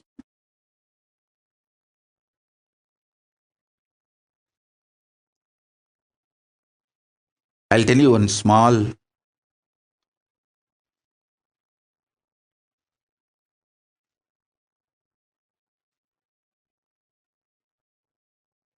very sweet, intimate happened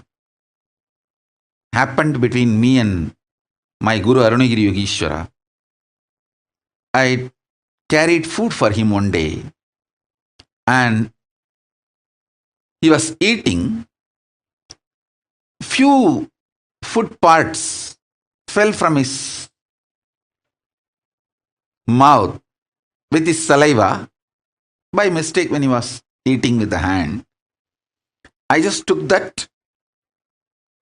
He thought I am cleaning it up and I may throw it away, but I did not throw it away. I just put it in my mouth. Prasada. The Guru Uchishtam.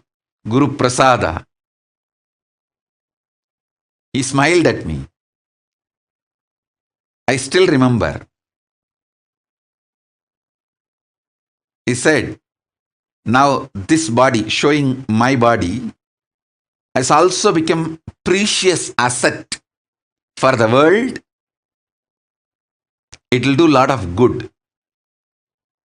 In Hindu tradition, the Guru Uchishta, the food partaken by the Guru Prasada, is sacred, very sacred. Guru Padodaka means the water with which Guru's feet is washed. The food which Guru has partaken, Guru Uchishta, Guru Padodaka, is highly sacred in Hindu tradition.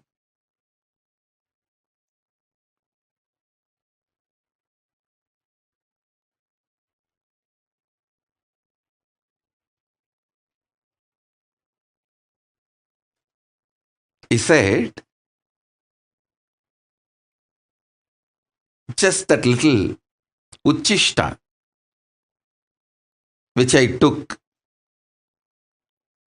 the power of that, he said that his very biomemory, bioenergy is passed on and that will start flowering in this body now. This body also is a precious asset for the world because of what it is manifesting. Listen sincerely, intensely. When he loved me, he made me sacred.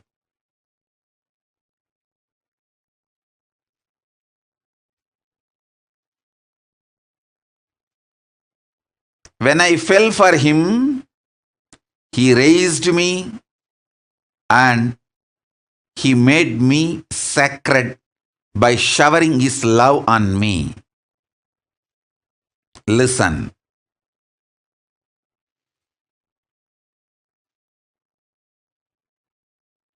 All of you, my disciples, followers, whom I initiated, all of you have received the greatest, best Uchishta, that is mantra, the Mahavakya, which I used most in my life, is the Mahavakya.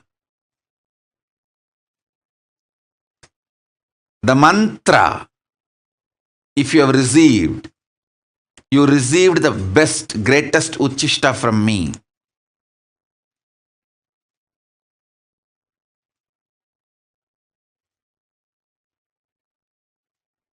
You are now sacred.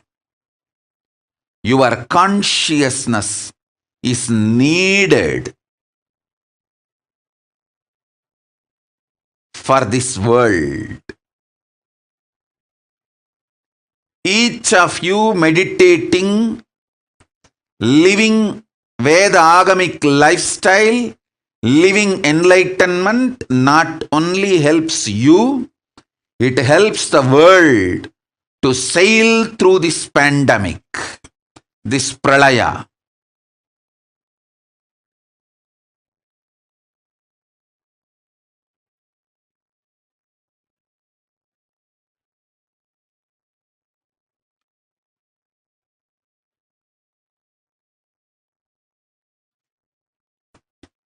So when I fell for my Guru, he raised me and showered his love on me and made me sacred.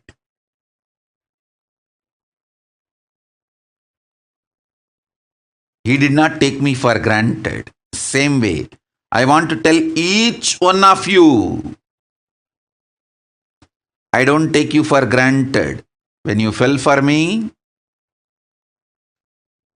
I shower my love on you, and I don't take you for granted. I make you sacred. Understand? Sometimes I may not be giving attention, but never ever feel I take you for granted. I don't take you for granted. Sometimes if I give you attention, you become more conscious and spiritually awakened. Then I shower you with my attention. Sometimes when I give attention, you try to use me like a crutch. Hang on. Then I tell you, don't use me as a crutch. I may not give you attention at that time, but I never take you for granted. Understand? Each one of you are conscious boats to help the humanity sail through this pandemic. When you are doing yoga every day, don't think you are saving only yourself. You are saving many more beings consciously to sail through this pandemic, through this pralaya. In Guru Gita, there's a beautiful verse. Guru Padodakam Panam Gururuchishta Bhojanam Gurumurte Sadadhyanam Gurumna Sada Japaha. Gurur Namna Sada Japaha. One should drink the Guru's feet washed water and eat the remnants of the Guru's food plate. One should always chant the name of the Guru and always meditate on the Guru's form.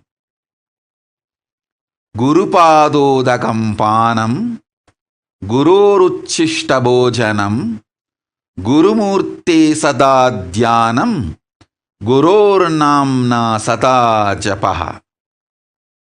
What a life! If someone gets this four, they got much more than mukti. If someone gets this four in their life, every day especially, they got much more than mukti.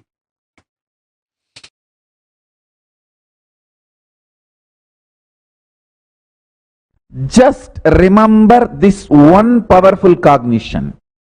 This Mahavakya puts me in samadhi This is spiritual lullaby for Samadhi and Suprabhatam, wake up song for Paramashiva in me, for Paramashiva to manifest. With this one spiritual powerful cognition, chant this Mahavakya. Om Nithyananda Paramashivoham. Om Nithyananda Paramashivoham. Om Nithyananda Paramashivoham. Om Nithyananda Paramashivoham. Om Nithyananda Paramashivoham.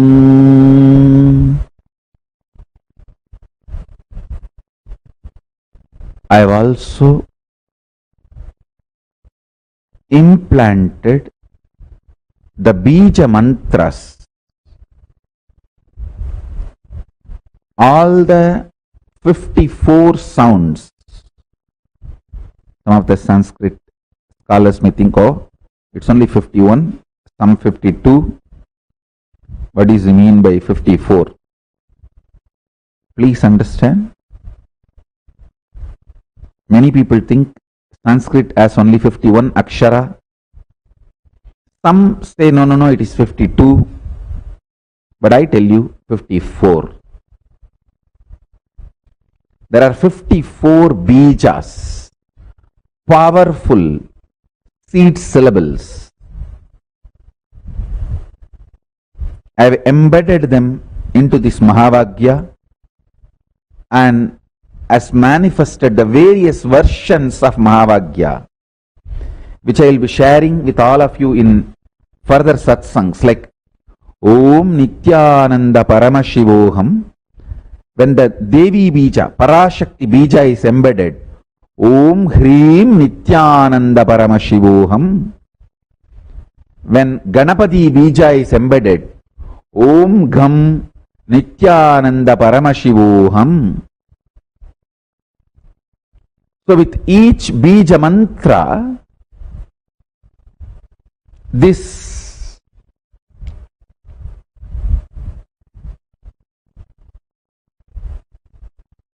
Mahavakya can manifest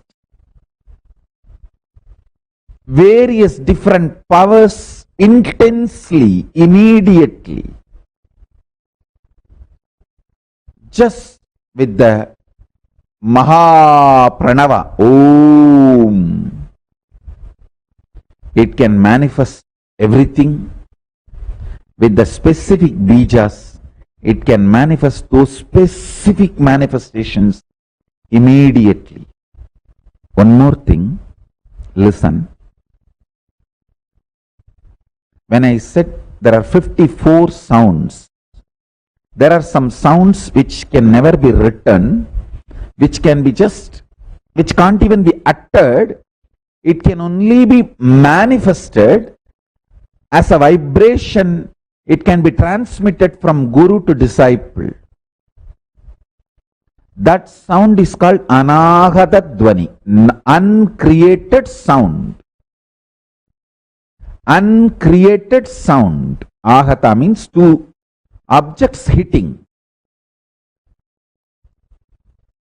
Even your tongue hitting the air and producing a sound is ahata. Anahata means the sound which is produced by not anything hitting anything or uncreated, just pure manifestation from existence.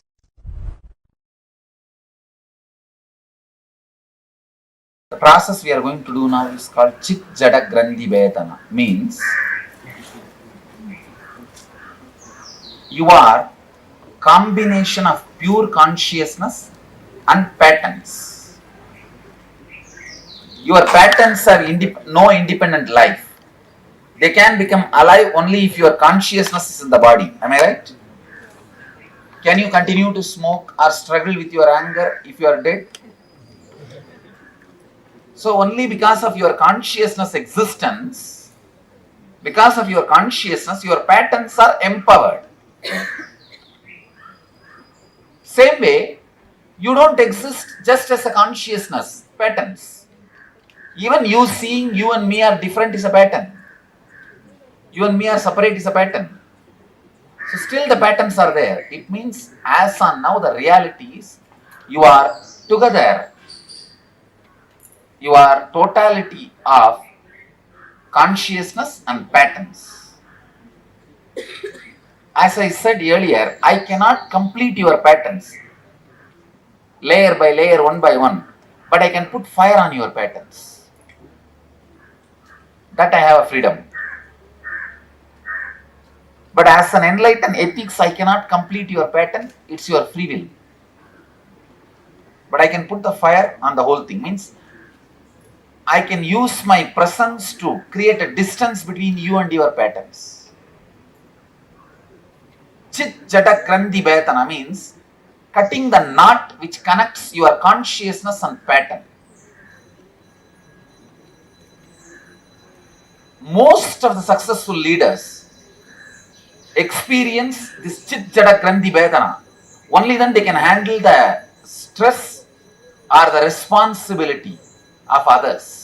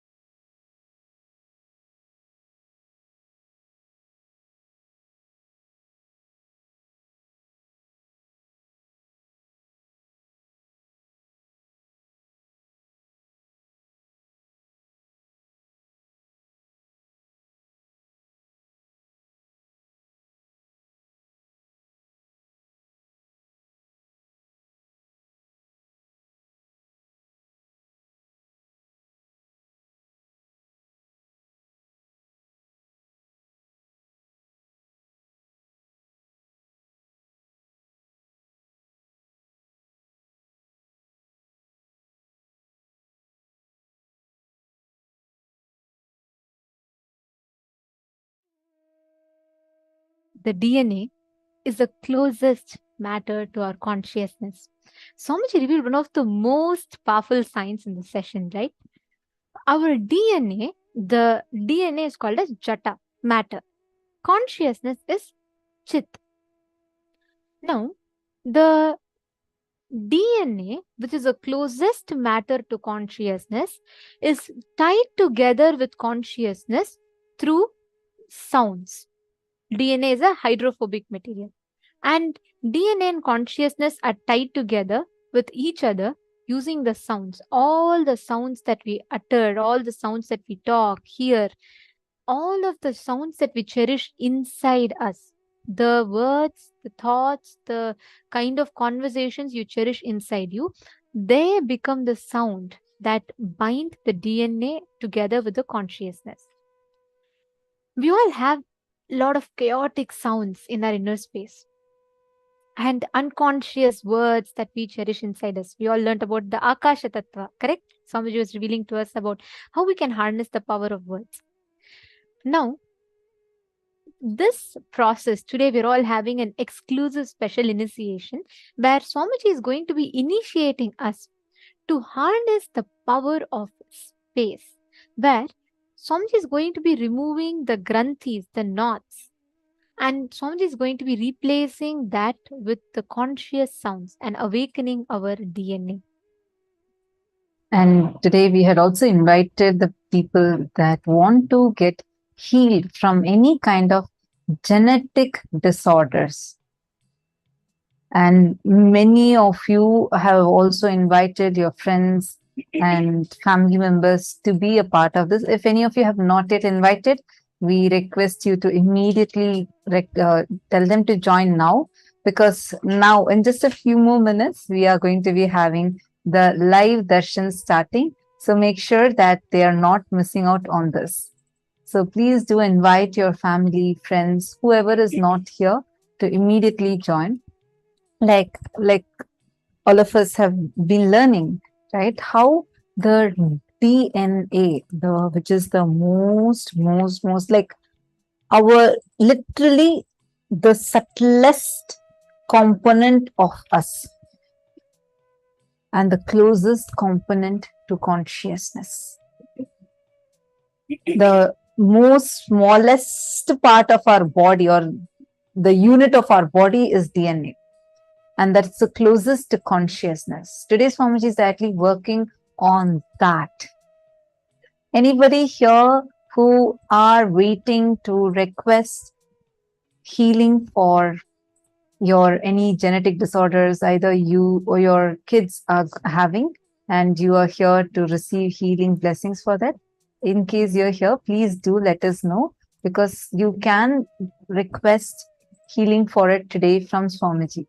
So please do let us know here in the chat if any of you are wanting this. So what Swamiji is going to be doing today in the process is, all of us are having these sounds that are binding the consciousness to the matter.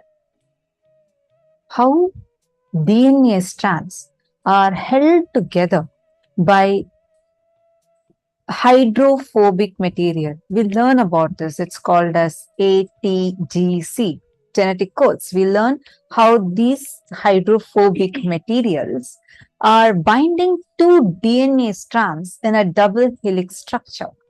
We learn this in biology, in science classes. Definitely all of you would be familiar with this.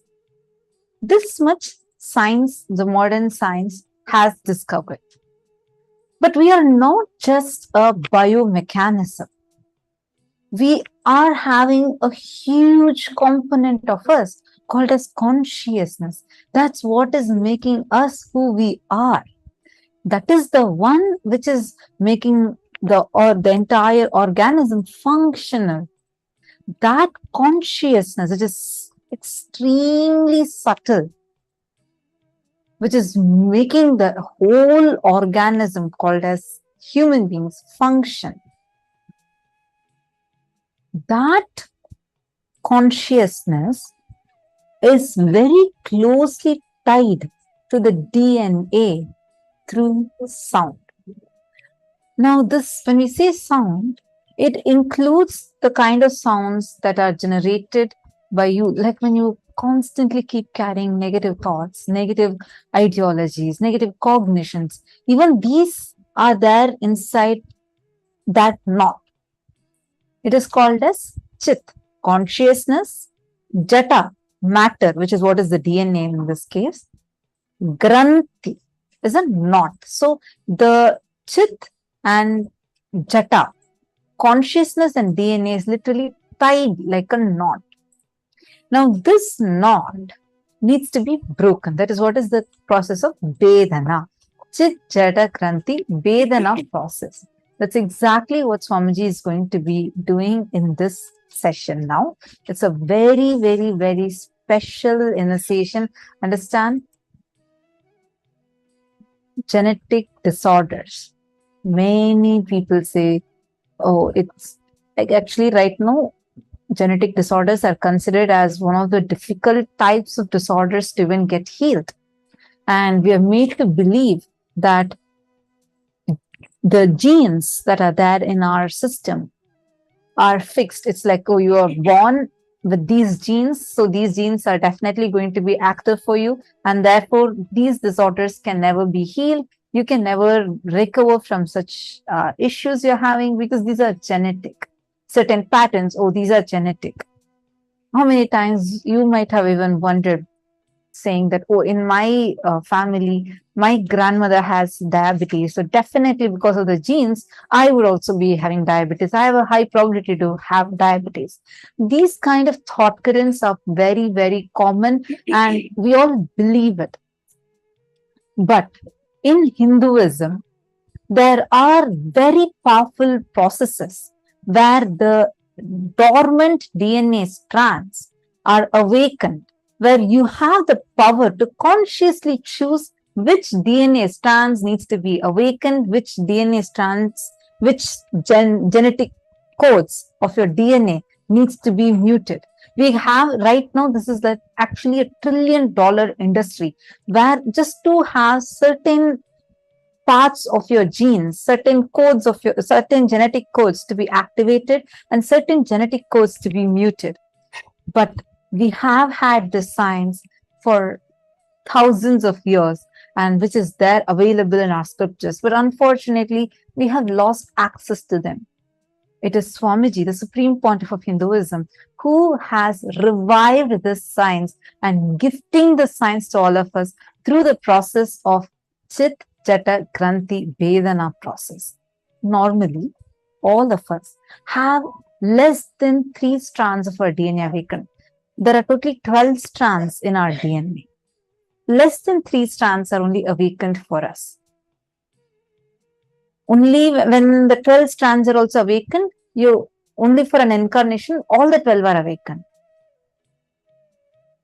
Recent studies are showing, it's called as the study, there's a field of biology which is called as epigenetics, which show how there is a possibility where using certain techniques, your thoughts, your environment, the places where you're grown up, and the kind of cognitions that you're made to cherish, the belief system that you carry, based on all of that, you have the ability to have certain genes expressing and certain genes to not express through you. And this has been a groundbreaking discovery, and the whole scientific community is shocked and astounded by their discovery on the subject. But even before the epigenetics came into existence, even before that epigenetics became popular or the scientists discovered this, Swamiji had already started giving the initiation of Chit Jata Granthi Vedana process. Understand? Why do we need to awaken the DNA in us? Swamiji tells that the DNA literally is like a wormhole, which will literally have the access for you to go back to all the lives from the very first time that you came to planet Earth, the first amoeba that you were, like the single cell, from that time till now, all the births that you have had, the knowledge, the talents, your capabilities, your abilities, everything is stored in your DNA. You heard it right. Which means right now, let's say, for example, one of you are in a few janmas before, you were a warrior. You had that best health and best physique in the body. That ability, that memory is still stored in your DNA. Awakening of DNA gives you the access to all these, and especially when an avatar himself is reprogramming and awakening your DNA, Swamiji is literally going to give you the best of all that you had, the best of all the abilities that you garnered through multiple births. And Swamiji will reprogram it with the highest powerful cognitions and make your DNA super DNA, which means the ability. We see, all we tell about indigo children, we tell child prodigies, or sometimes we tell sometimes kids remember their past lives, but they happen as an accident, which means it's a miracle. But Swamiji has given the exact science of how the DNA can awaken. Multiple researchers and studies have clearly established how just through one initiation, the very DNA gets altered, which means our DNA gets so empowered, purified. All the unwanted, unnecessary components are removed. Swamiji awakens all the extraordinary abilities of the past. Like Swamiji tells that when you were in your fish body, you were able to swim.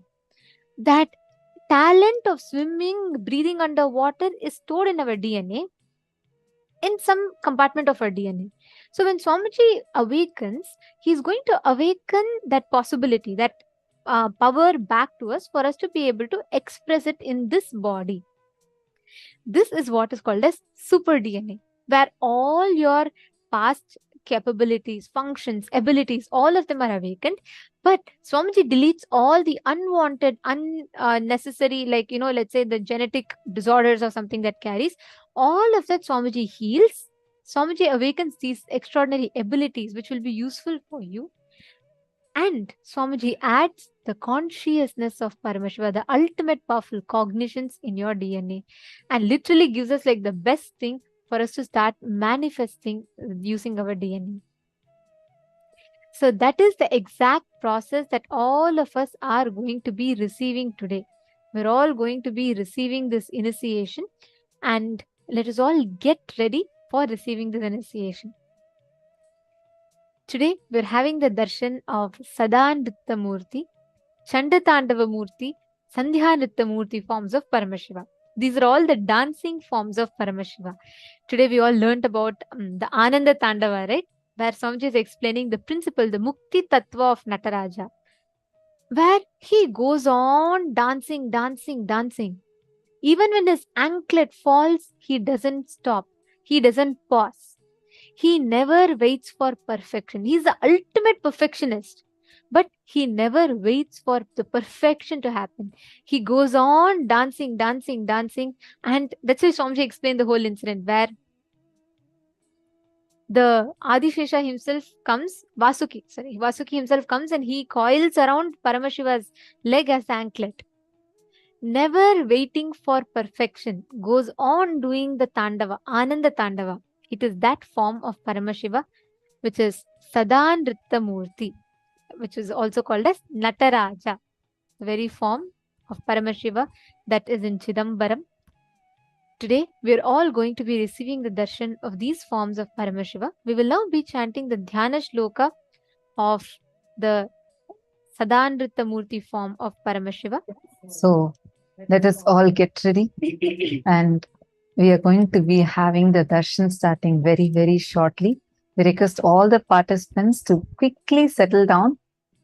Now, we are going to be chanting the Dhyana Shloka, which is the exact description of how the deities are as per the Agamas. Dhyayet kotiraviprasya Prabham Trinayanam Shritamshu Gangadharam Dakshangristhitavama Kunchita Padam Shadula Charmambaram Vanhidolakara-bhayam Damarukam Vame Shivam Shyamalam Kalharam Japasrukaksham Katikaram Devim Sabhesham Bhaje. I meditate on him whose brilliance is crores of sun, who has 3 eyes, who holds Ganga in his locks, who has his right leg situated, left leg bent, wearing the leopard skin as his cloth, holding the fire, having Abhaya Mudra, the Damaru in his hands. On his left he has Devi, she is who dark complexioned, Shyamala, who is holding lotus in one of her hands and another hand near her hip. I revere that Lord of Sabha, Sabhesha, Nataraja and Devi. The next is the Dhyana Shloka of Sandhya Nrittamurti.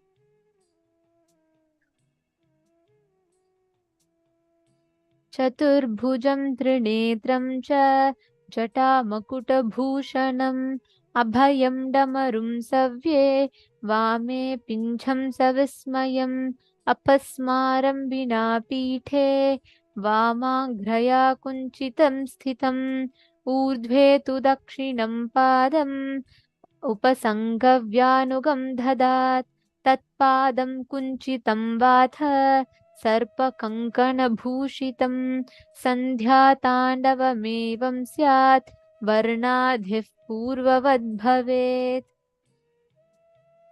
The meaning of this verse goes as I meditate on the form of Sandhya Nrittamurti, who has 4 hands and 3 eyes, is adorned with crown, Jata Makuta.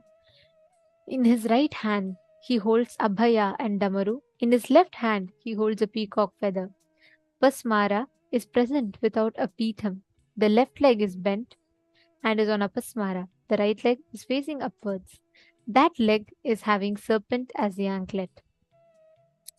Now, all of us are going to be receiving the darshan of this very form of Paramashiva as Sadha Nrittamurti, Sandhya Nrittamurti, and Gauri Tandava Murti, all these Chanda Tandava Murti forms of Paramashiva.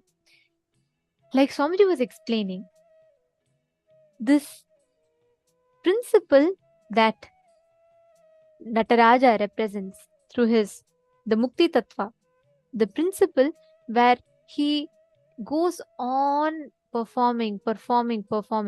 He never waits for perfection. He just goes on doing. This just reminds me of how Swamiji was. When Swamiji started, how Swamiji is, but how Swamiji was exactly when he started the whole mission. Can you imagine just a young boy, like if you just take a comparison, Swamiji could be any ordinary college or university going youth. How would you visualize a typical youth in your country in his 20s to be like? Could you all post in the chat? And what were you doing when you were in your 20s? We request every one of you to take a few minutes, go back, remember, and post what exactly you were doing when you were in your 20s. Probably we would all be struggling, like making a choice whether which college I should choose or just starting with our career. Yes. And deciding what career path should we be choosing. And where if you should progress on your education further, what courses you can take, or you want to go to your career. Swamiji was just in his 20s. And just then Swamiji had, the whole Parivrajaka was over. Swamiji had realized his avataric mission. When Swamiji started in the banks of Kaveri river. There was not even a roof over Swamiji's head. Swamiji tells that the first structure that Swamiji had in Avatipalayam, Erode Adinam, was only a 3-sided roof. And Swamiji was just sitting there and giving healing. That was Swamiji. But when some of the devotees, when Swamiji was revealing his vision, at that time, Swamiji was a boy from a remote village in southern India, who did Parivrajaka, 9 years of Parivrajaka, and Swamiji settled there after his avataric mission realization. Even the mission has not started, even an Adinam is not built. There was not even a permanent roof over Swamiji's head. But at that time, Swamiji declared the vision Swamiji gave was not, I should build an Adinam, not that we should, there should be thousands of people. No. Swamiji declared at that time, we should create a Hindu nation. We should have our own currency. Even when I remember that sharing from the devotee who was there around Swamiji, who had the fortune of being around Swamiji in that moment, it just gives me goosebumps. Imagine so many of you posting what each of you were doing when you were in your 20s. Mohini Lata has posted, I was working. My father was the only breadwinner. I was living, Ma Gokila said, I was living on a fast lane. Working, Ma, fly responsibilities. Okay, Ma Sonia was posted, I was having career, school. Okay, see many different posts that are coming. Getting into relationships at that time, you are trying to figure out our life. So most of the time, that time only we're even trying to figure out ourselves. But at that time, in that age, Swamiji was there. He declared his vision that he wants to create a nation, he wants to build a nation, and he wants to revive the whole currency. If it were us, what we'll start with, we would say, oh, let me wait for everything to become perfect, let me wait for everything to settle, let me wait for everything to start. First, let me get resources. Then once resources comes, let me get people. Once people come, let me get money, let me get the infrastructure. After all this I plan for, then I will start acting. This is your normal binary thinking. Actually, just to add, like to give more, just to add, at that time, Swamiji was like a young village boy, where he was from a remote village with no kind of there was no one backing Swamiji. Right? Like it was not that Swamiji had some kind of a political backing or some kind of a backing who would be guiding or anything like that. In no way anybody who is just in their 20s would even have the guts to have that vision. Age. Swamiji declared, and Swamiji never waited for perfection, but he's the most perfect perfectionist, but he will never wait. Swamiji will always say, as you row the boat, build the ship. That is exactly how. That is why today Hindus have Kailasa, a place to call home. If it were anyone else, we will always wait. Oh, let me get this, let me get that. After everything comes, then let me first finish all the meticulous planning. Then we will slowly start with meetings. Then we will slowly start with execution. That is why Swamiji tells, in today's world, people have execution as a load.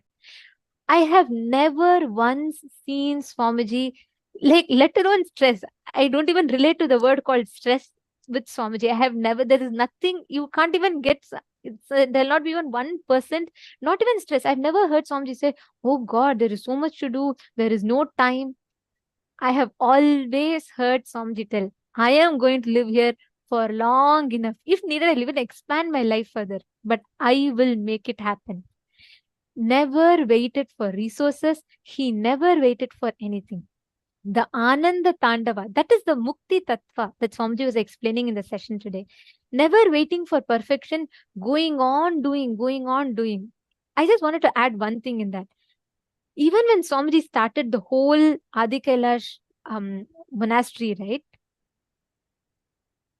Swamiji never, it was not like a perfect monastery land or everything was there. From the scratch, Swamiji built. This was the principle that Swamiji very beautifully explained to all of us, the Ananda Tandava of Nataraja. And today's initiation, we all are going to be receiving this very dimension being awakened in us as a boon. Swamiji is going to be giving this boon of Ananda Tandava of Paramashiva, Nataraja, to be dancing in all of our lives without us having to feel stuck in our lives. Let's get ready. It's time for all of us to receive the darshan of Bhagavān Sada Nrittamurti, Sandhya Nrittamurti, and Chandatandava Murti forms of Paramashiva. Please sit. with the head, neck and spine in a straight line. Close their eyes. Chant the Mahavakya. Nithyananda Paramashivoham